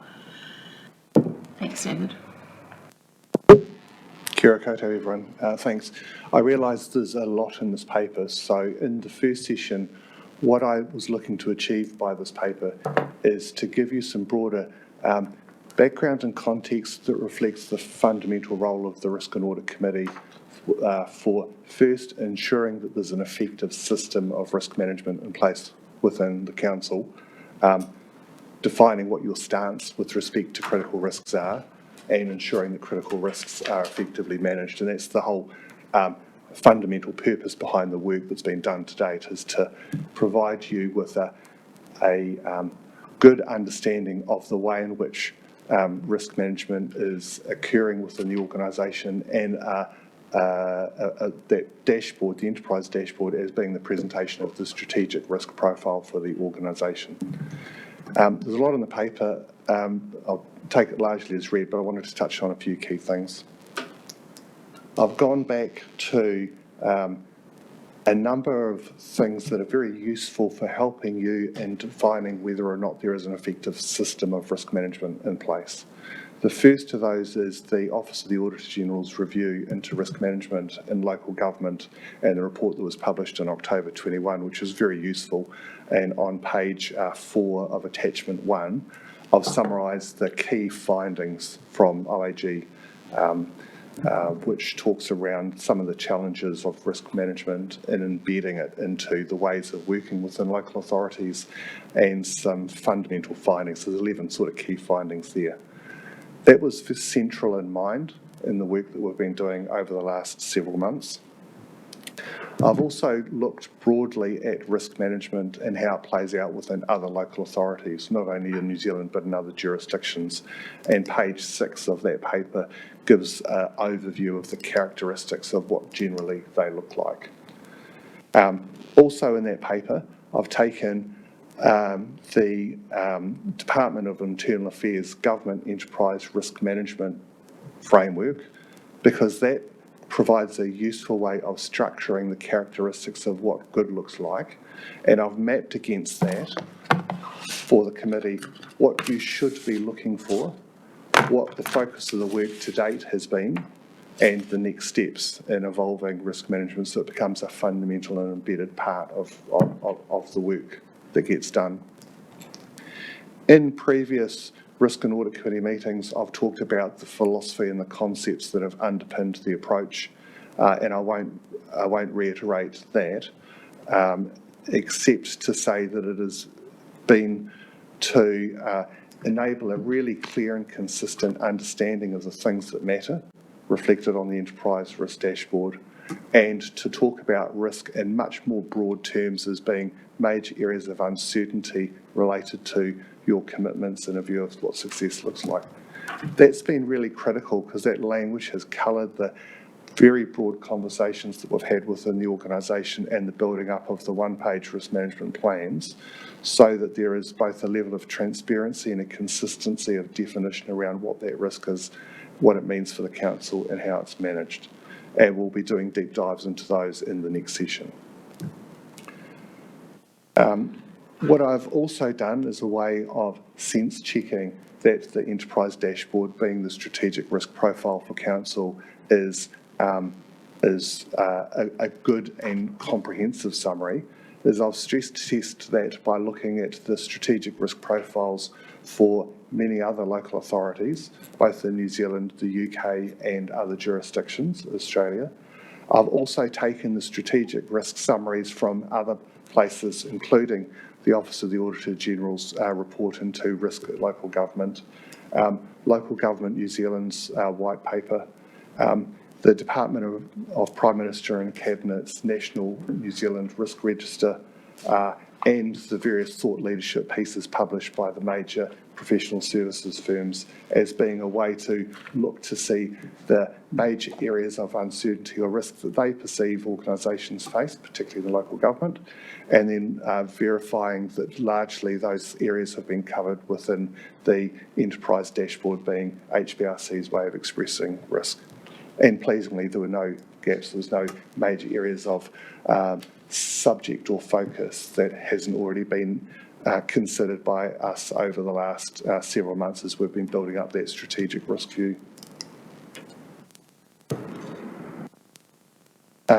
So what I'll do now is, when looking at the strategic risk view, so the enterprise dashboard that's on page 11 of that attachment, I'll take questions in a minute. I just want to point out a few key changes from this to what was tabled on the 15th of February at the last meeting.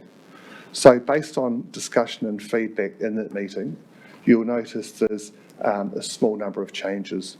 First, statement A, we keep our community safe through the work we do, has been promoted. So the ordering of statements A and D have been swapped to promote safety of the community as being a prime factor of the success of the council. Secondly, the wording of statements 1 to 6 has been explicitly aligned to directly mirror the language in the long-term plan for the 6 main groups of activities of HBRC. So that's deliberate, because the idea behind this is that each of those main 6 groups of activity, the effectiveness of what they do are major areas of strategic risk or uncertainty that we need to focus on. That also provides a method of ensuring a direct alignment between your commitments per your LTP and your strategic risks. There was the previous dashboard, statement 5 read effectiveness of Cyclone Gabrielle recovery. That statement's been removed, reflecting that was very much a point-in-time risk. Remembering this dashboard is dynamic, so we would expect that risks will come on and go as the organisation and the environment that you work in evolves. That statement's been removed, but has essentially been split into two. So there's a new risk on there, a new area of uncertainty called 22, effectiveness of North Island Weather Event Resilience Program, and a more general statement 5, effectiveness of emergency management, which reflects the specific role of HBRC supporting CEDAM and emergency response in the region. So that's those are the changes in how the dashboard has evolved since the February meeting. The other aspects of that page in front of you is the risk ratings. So the green, yellow, amber, red reflects the aggregate of the sentiment survey across all of ELT and the 10 of the councillors that completed the sentiment survey. So there are 18 views of the leadership and governance that have formed and that perspective around strategic risk. And you'll see, in the shaded boxes in the corner of each of those statements, the relative degree of alignment or divergence of views. But look, I'll stop at that point and really happy to invite any questions around this paper and that broader overview of strategic risk. Can I just clarify one point? Sorry, just in relation to risk number 5, effectiveness of emergency management.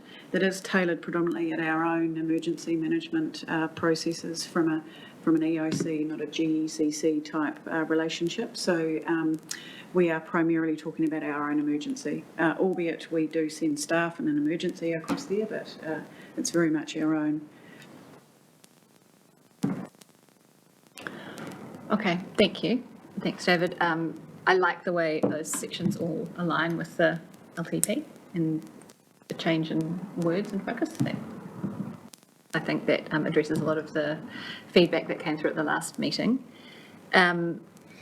One thing that I wondered we could just flesh out first, because I think it would be useful for everyone, that divergence of views we've spoken about, where the ELT has quite consistent views in terms of their risk ratings, and the views amongst the councillors are less consistent. I completed the survey as well, and for my own feedback, there were some matters on there that, because I'm not here as much as the rest of the people around the table are, I'm not as familiar with a lot of the various sections and don't necessarily have a firm view one way or the other because I don't feel like I've got up-to-date information. It may have been a year or two since I've been involved in looking at a particular issue once you break them all down into that level of granularity. So one thing that we've talked about doing is getting access for all of the councillors into the system that has the one-page summaries, so that at your leisure you can have a look into the detail behind each of these risk management areas. And get a better understanding of the way that things are being dealt with on a more regular basis. So that's one option, and I wonder if that might result in a more consistent set of views on these sorts of issues, or whether there needs to be a different rating for those who don't feel that they're not able to comment. I didn't think we should spend too much time on this. For me, it wasn't particularly surprising that there's a divergence in views, and crudely, so what if there is? And I think it's normal. You would expect the staff to be more aligned than the governors because they eat, sleep, and breathe the stuff. So I thought it was predictable. I don't know what your experience is in other areas, but I felt that was probably pretty normal. My experience is it's pretty normal early in the piece. The thing that resolves that, because the reason why knowing the divergence of views is important is either we're working on really different interpretations or understandings around what that area is, so our level of confidence or concern is reflecting different things, and it's important for us to align our views so when we're looking at each of those statements, we know what that actually reflects. Or somebody has some information or some knowledge that's causing a level of either confidence or concern that the rest of the group doesn't, which is useful to draw out. So I think it is really important, at least to make sure that when we're looking at those areas of on the dashboard that effectively reflect strategic risk, we all bring the same understanding around what that means, because that then enables us to give a more considered view of whether we're confident or concerned in how we're managing that. Yeah, I just think maybe Steve's idea is a good one. I just think it reflects our depth of understanding versus staff depth of understanding. It's as simple as that for me. I certainly don't think any governors are sitting around the table sitting on some information that gives them a level of concern that they haven't voiced. So I'd be surprised if that was the situation. Anyone else have any insights into that little mystery?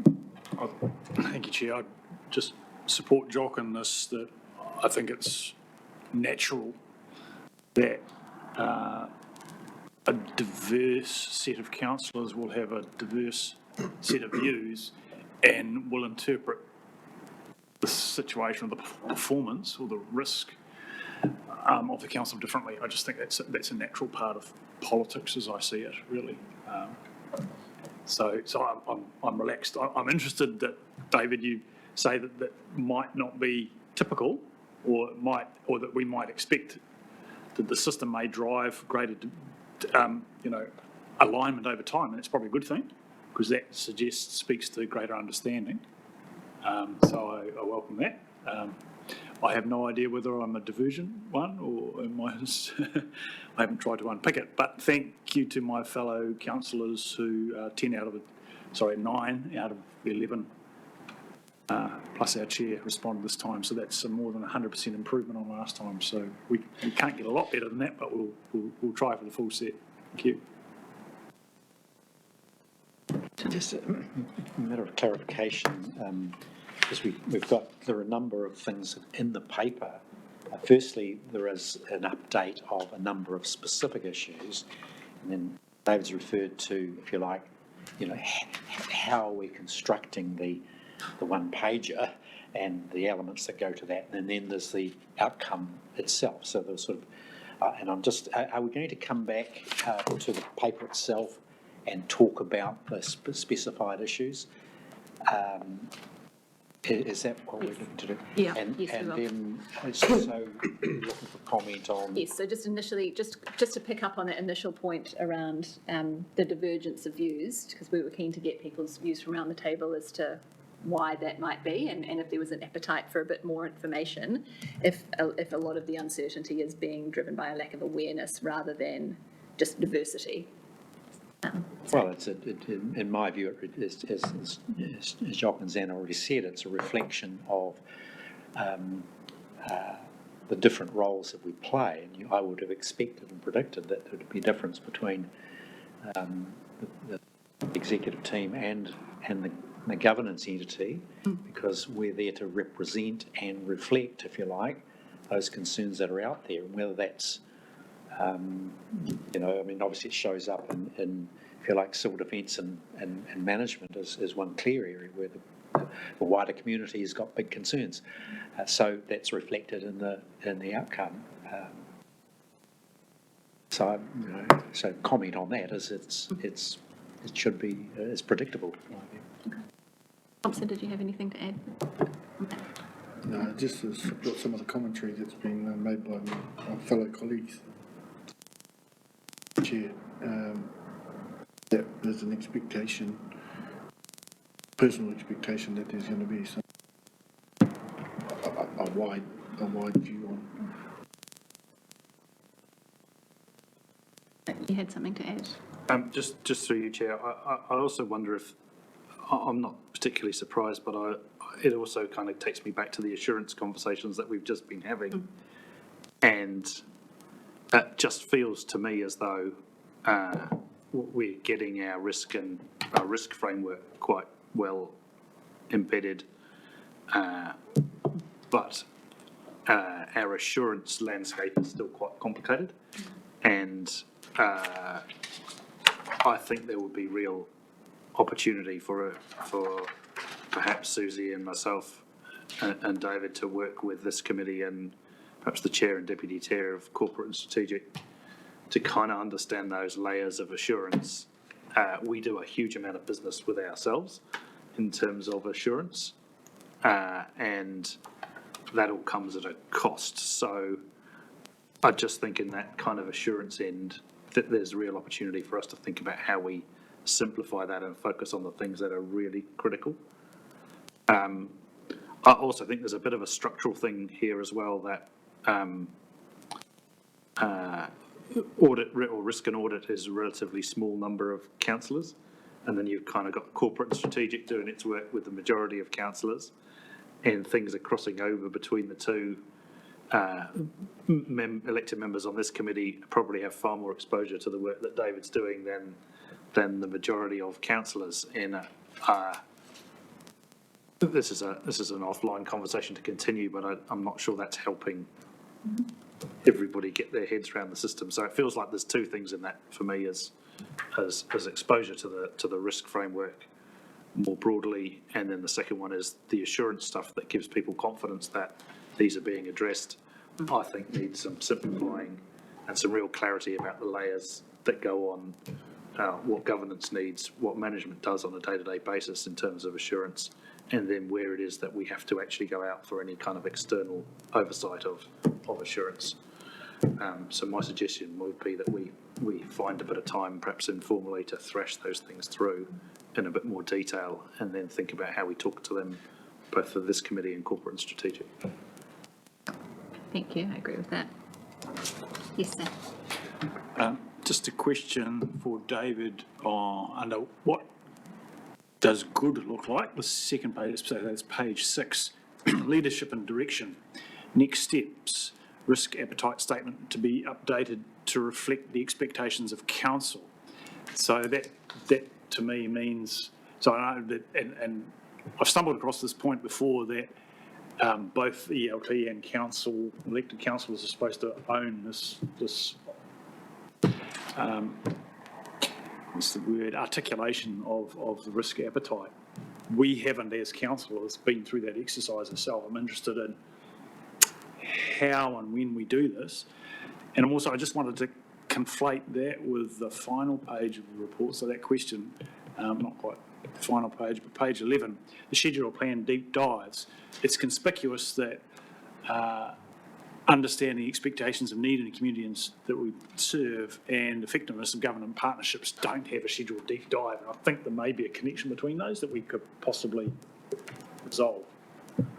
That's a great catch, and one that Stephanie identified yesterday as well. The fact that there's no deep dive scheduled for those two areas is not deliberate. That's an oversight, drafting oversight on my part, so okay. I thought I own that. Possibly because councillors could add to that process because they seem to be, well, it's about governance, one is about the community, the other one. So it would be understandable to say that this is a job we have to do as councillors still. So I think yes, we probably potentially could have some input in that. I don't know. But certainly in this risk appetite part of the thing, there's a job that we need to do by the sound of it. Indeed. A risk appetite exercise sounds straightforward. It's actually not. And the problem that it intends to solve, or the role that it has, is in effect a risk appetite is an agreement between council and the executive around the parameters in which the executive can operate and make risk-based decisions, and the line between which inside or outside of agreed risk appetite position needs to be escalated to the council. It's easy to say and to do the first part of the job, which is the qualitative stance, defining certain categories of risk, largely we've done that with the dashboard, and then defining on a spectrum between completely risk averse and completely risk open where we sit. The challenge is that that's not particularly useful on its own, because it's very hard then to use that as a practical decision-making tool and know whether you're within or outside the agreed qualitative appetite. So the way to do that is to put some quantitative boundaries against that. My preference is to put those quantitative boundaries against things that is on your wider organisational performance report, so knowing how the organisation is performing also enables you to know whether you're performing in accordance with agreed risk parameters set by council. So in my paper, all I was doing is signalling that that is a need to be addressed, but it's not a straightforward thing to achieve. Okay. I look forward to that journey. Thank you. I think ultimately, sorry, if I can just add here, that the risk appetite of this organisation is set through the LTP. That's our commitment, that's our financial baseline, that's our bookends, and we, as you will all know, we operate within that until we don't, and then we come into council seeking endorsement, approval, etc. So I concur with what David's saying. It's complicated. What do we actually need an appetite for if we've already got the bookends? And it is those sort of qualitative type measures that we may choose not to have one. It's very different, obviously, from a banking appetite, easy peasy lemon squeezy, but here it's slightly a little bit more complicated. Yeah, so it's on the to-do list, but how and what that looks like might take a little bit. Thank you. Can I just want to go to, David, again, like saying what does good look like page, also the key strategic risks, and I've got a sense that we're missing something, and it sort of, it arises out of the predicament we're in now, going to the public for a 20% rate increase, and why have we got into that position? And I go to the section, the aspect you've called here, business performance, and I see the commentary, what does good look like, effective mechanisms in place to monitor and respond. To me, and then on the next page is one of the key risks identified by others is decision making, and in each of those situations I've added business decision making, and my concern is that the shortcoming, the reason we've got into the position we are having to go to the public for so much rate increase, is that we haven't had, if you like, properly focused business decision making take place at an operational level, and that includes looking at the business for sustainability. And if you're out there running a business and you don't take account of your customer and the ability of the customer to pay, you're soon going to end up like the businesses I passed on my way here today, 3 along that stretch that are in receivership, because that's the reality for business. If you don't perform, you're out. I think the missing link internally for the council and the risk for us is not to appreciate we're in the same game. We must take account of our customers and their ability to pay. I think there's not enough focus on when we look at our business, examining our business, is this a sustainable thing to be doing? Am I doing too much? We've come back to the table and have you not done that part of the exercise? And I the issues I face and reflect on a daily basis are, my own situation, 150% rate rise, and all the area that the people that approach me are not only facing the average 20%, it's 150% rise. So what I'm saying is, the missing link is appropriate skills and focus on the business and the ability of the business to perform. I just don't think we've turned our minds to that deficit, if you like, or risk that's there. I mean, at the risk, I mean, that's a fairly significant issue in and of itself, and I'm not sure that we're going to have the ability to traverse it today. But in terms of being able to pick up that concern, presumably there are aspects of the community impact, the customer impact, the reputational impact that cut across all of these areas in the risk management framework. Are you able to just maybe quickly talk to how that concern is reflected in the risk management framework? Yes, thanks, Chair. Thanks, Neil. Aspects of those factors that contribute to the risk or the issue that you're talking about are reflected on the wider risk profile here. So there's aspects around, effectiveness of funding, which includes sustainability of funding. There's aspects around coordination and connectedness of activity and decision-making, which comes to that decision-making point that you've talked about. Aspects in the capability and capacity of people as well, in an operational sense, and more broadly through the top 6 statements, which reflects the activities in each of the 6 main groups of activities tied to the long-term plan. So the factors that need to be managed that contribute to or are associated with the risk of ultimately the wider long-term sustainability of rating as a funding source and the work of council are reflected on the statements that are on this dashboard that reflect the strategic risk profile.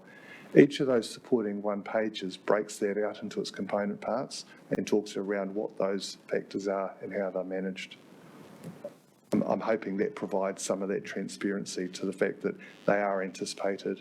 They are the focus of conversations with staff within the council to talk around what the controls and management of and monitoring of these things are. And they are captured in a way that enables an understanding of that to be brought back to this committee. I think if we can have that workshop we've discussed around some of these issues to be able to highlight particular issues that we want to put in reverse back through the risk management framework and see how the risk management framework reacts to that, to that particular issue, I think that would be a really useful process. So I want to do that before our next meeting in July. Again, focusing, and I'm trying to focus on what's in front of us and, for example, the one pager and commenting on that. I mean, we've got, for example, up at, is it 8? I can hardly read it. We understand the expectations and needs of the community we serve. So we've got a yellow flag there, which is, how do we describe that? It's okay. We don't need to do anything about that. We're comfortable with what we do. Comfortable with what we're doing there. We're comfortable that we've got an effective, each of the if you like, the service lines, we look comfortable there, effectiveness of those lines. There ought to be a great deal of discomfort and around the cost effectiveness of those. And that's a two-pronged thing. Yes, we might be comfortable that they're an effective service, but are they cost effective? And I certainly would suggest we've got our heads in the sand around we understand the expectations and needs of the community when we go out for a handout for 20% rate rise. So that's my response to what's in front of us.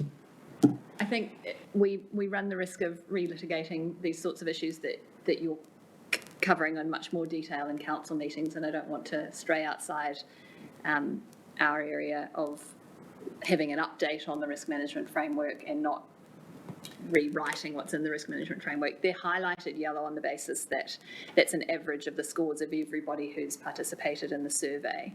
And as we've said, some people have divergent views, and they're not necessarily right or wrong. You'll have your own, and they may align with others or they may not, depending on whether there's the alignment highlighted or there's a divergence of views.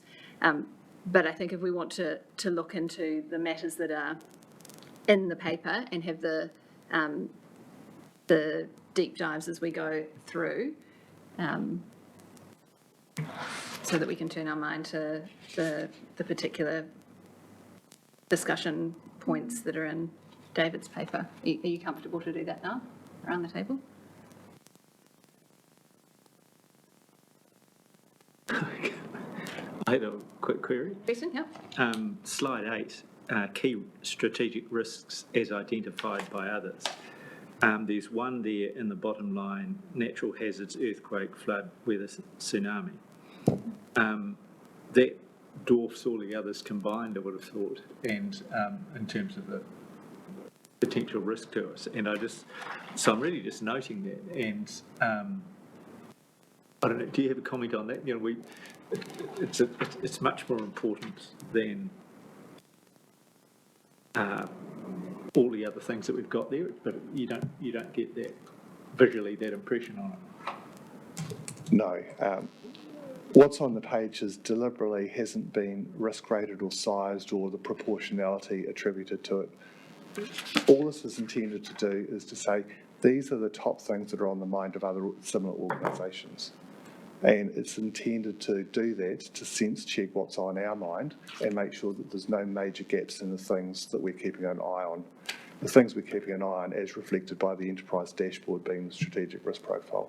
So it's not attributing any order or size or magnitude to it.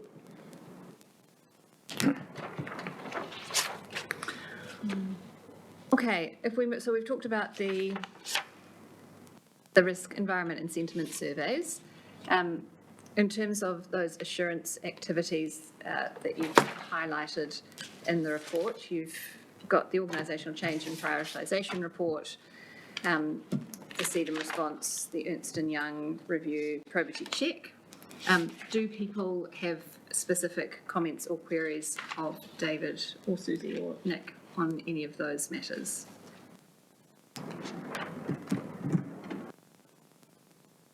I certainly do, Madam Chair. Is there someone else? No, you.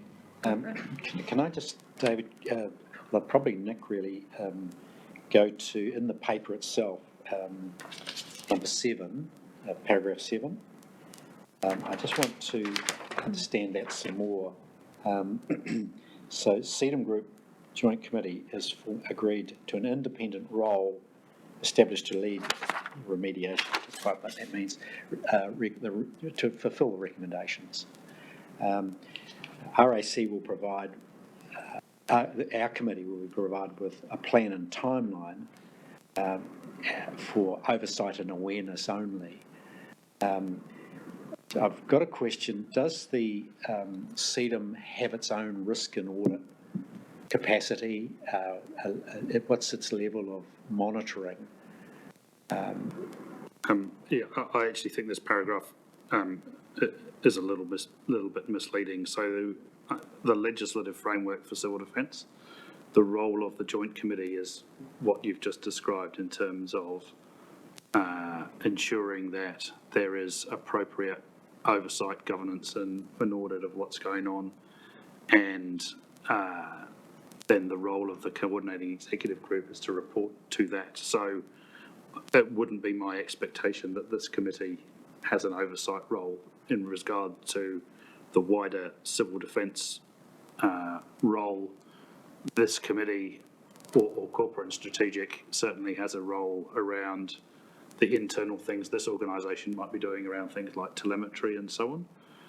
What the Joint Committee has resolved to do is to add an independent member to their Joint Committee, a little bit like the role of your independent chair here on risk and audit, to be added to the Joint Committee to provide them with additional input and advice as they go through the implementation of the review process. So that's that step is taken, and the job description, I think, is already written and underway. So that is appropriately where that oversight lies, and the oversight for the regional council is very much of our pieces of our own system that support the wider civil defence work. Can I comment on that, Madam Chair? Sorry. Yes, please do. Well, I just think I think you're wrong. It certainly needs the track record of its governance is demonstrable, that you've got a 2019 report, you've got a 2020 report, where those actions and recommendations were never delivered. I'm as concerned now as I was then that there is no oversight and input into what CEDAM is doing on its own, and that it does need that level of independence. And I would suggest that, given that we're a key player and stakeholder in it, that this committee ought to be included in terms of a level of oversight. And on top of that, we've got the deliverables on the regional council's side, and the report is very, very clear that there are major deficits there, and that we ought to have really have a line of sight on what we're doing on our side of the ledger, that regional council's side, to that. I think that there are two important functions. I'm not sure why there is the reluctance by either the SEG group or the joint committee to have that level of engagement with the stakeholders. Is it a legislative thing, or how does it work? I think the joint committee has a really clear legislative role, and civil defence is not just about the regional council; it's about all of the component parts of civil defence. In a legal sense, it wouldn't be appropriate for this Audit and Risk Committee to have oversight of the wider civil defence system. That is absolutely the job of the joint committee. Certainly our contribution to the system that supports civil defence, so particularly around things like telemetry systems and so on, is the purview of this council. And I think we just have to be really clear to stick to those swim lanes around role and function. And one of the things that has got civil defence into some challenges over the years is a lack of clarity about that. And I know the Joint Committee and the KEG are already underway with making sure that that real clarity about role and function and operational delivery at place versus the role of the group office is underway. So look, accept your view, but I think the structure is there, and if this committee then dived into that role and function stuff, it would be getting it into a really awkward place. It was a question I have around there are the particular areas of responsibility that are clearly related to the core operations of the regional council that have some improvements to be made as a result of the review. So I want to make sure that is picked up within this committee. What was unclear to me is what our role is in terms of that oversight over CEDAM and the joint committee, and I'd like to park that issue to take it further. I'll have a discussion with Hinewai and try and understand what our function is, and if you'd like to be involved in that conversation, I'm happy to be. Yeah, so I just may help to note that in 2 weeks' time, Corporate and Strategic will receive the Mike Bush report, and so there'll be an opportunity to test those boundaries, the scope of what that committee's doing versus the scope of what the joint committee. So I'm sure, Councillor Curtin, you'll take that opportunity, and I look forward to providing you as much leeway as I can when we get to that item. Presumably our views are fed into the joint committee anyway. And so we can be as strident as we like in terms of what we convey to them. So does that cover off? Well, look, an exactly same situation as we were in 2016. And the same language, the same stick to your swim lanes was used, Nick. And I kick myself for not being much more vociferous. I was pretty noisy at the time, but I wish I was a lot more noisy than that. And where you're heading is exactly the same route. The if you like, structural failure is there, and there's no input, oversight taking place within CDM, and unless the Joint Committee can demonstrate that it's got a new and invigorated approach to that, I'll still have my major concerns. I've got report after report that had these recommendations in it to do certain things like hazard identification, produce a flood plan, and it's exactly what Mr. Bush has come back with, to say there was none. And so we're in this situation again. We've got this blurry line in regard to CDM and the Joint Committee, and I'd love to have assurances that they have their own audit, risk and implementation, independent verification of that. But then on our side of the ledger, the report is damning about our preparedness in-house, and we must have line of sight on that. I will just keep singing that song until we get an adequate process, and I think it's absolutely the role of this committee to make sure we deliver an effective civil defence management approach internally and in terms of being a key stakeholder in the Joint Committee. I think there are two components to that. To me, there is no question that we need to deliver our components of that from the report, and so that's a given. Over and above that, the extent, so we do that. Over and above that, the extent to which we influence the committee or not is really determined by the sort of input we provide to the Joint Committee. But I think as far as fixing telemetry or whatever it is, that's, that's us anyway. We certainly got to do that. See what I mean? Yeah, I do that. Yeah. So I feel we're in trouble if we haven't done, if we're having this conversation in 3 years' time and we haven't done what was in our lane to do by virtue of the Mike Bush report. All right, look, I don't think it's a big one. We're not going to resolve it now.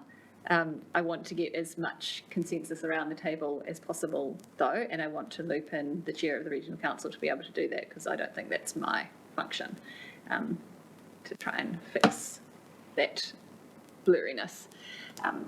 So let's park that issue for now, but keep moving through the paper. Do you need to go? Pop out I've now, got to go something? shortly, but I will dial back in to talk to the meeting. All right. Okay. So, Chair, I'm happy to move that we receive and consider the paper. report. Okay. Did anyone else? Oh, second. A second. Anyone want to talk to the motion? All those in favour? Aye. Aye. Those against? All right, motion carried. Thank you. All right, so we are going to move into public excluded now. I need the wording for that.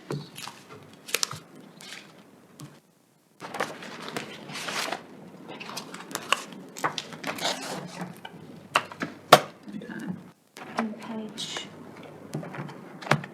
I put on here which page it is. This one is on 45, the agenda.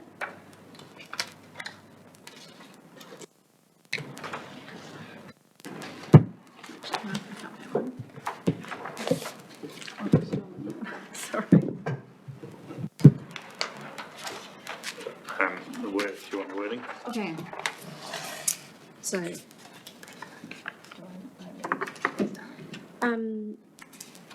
Yeah, just that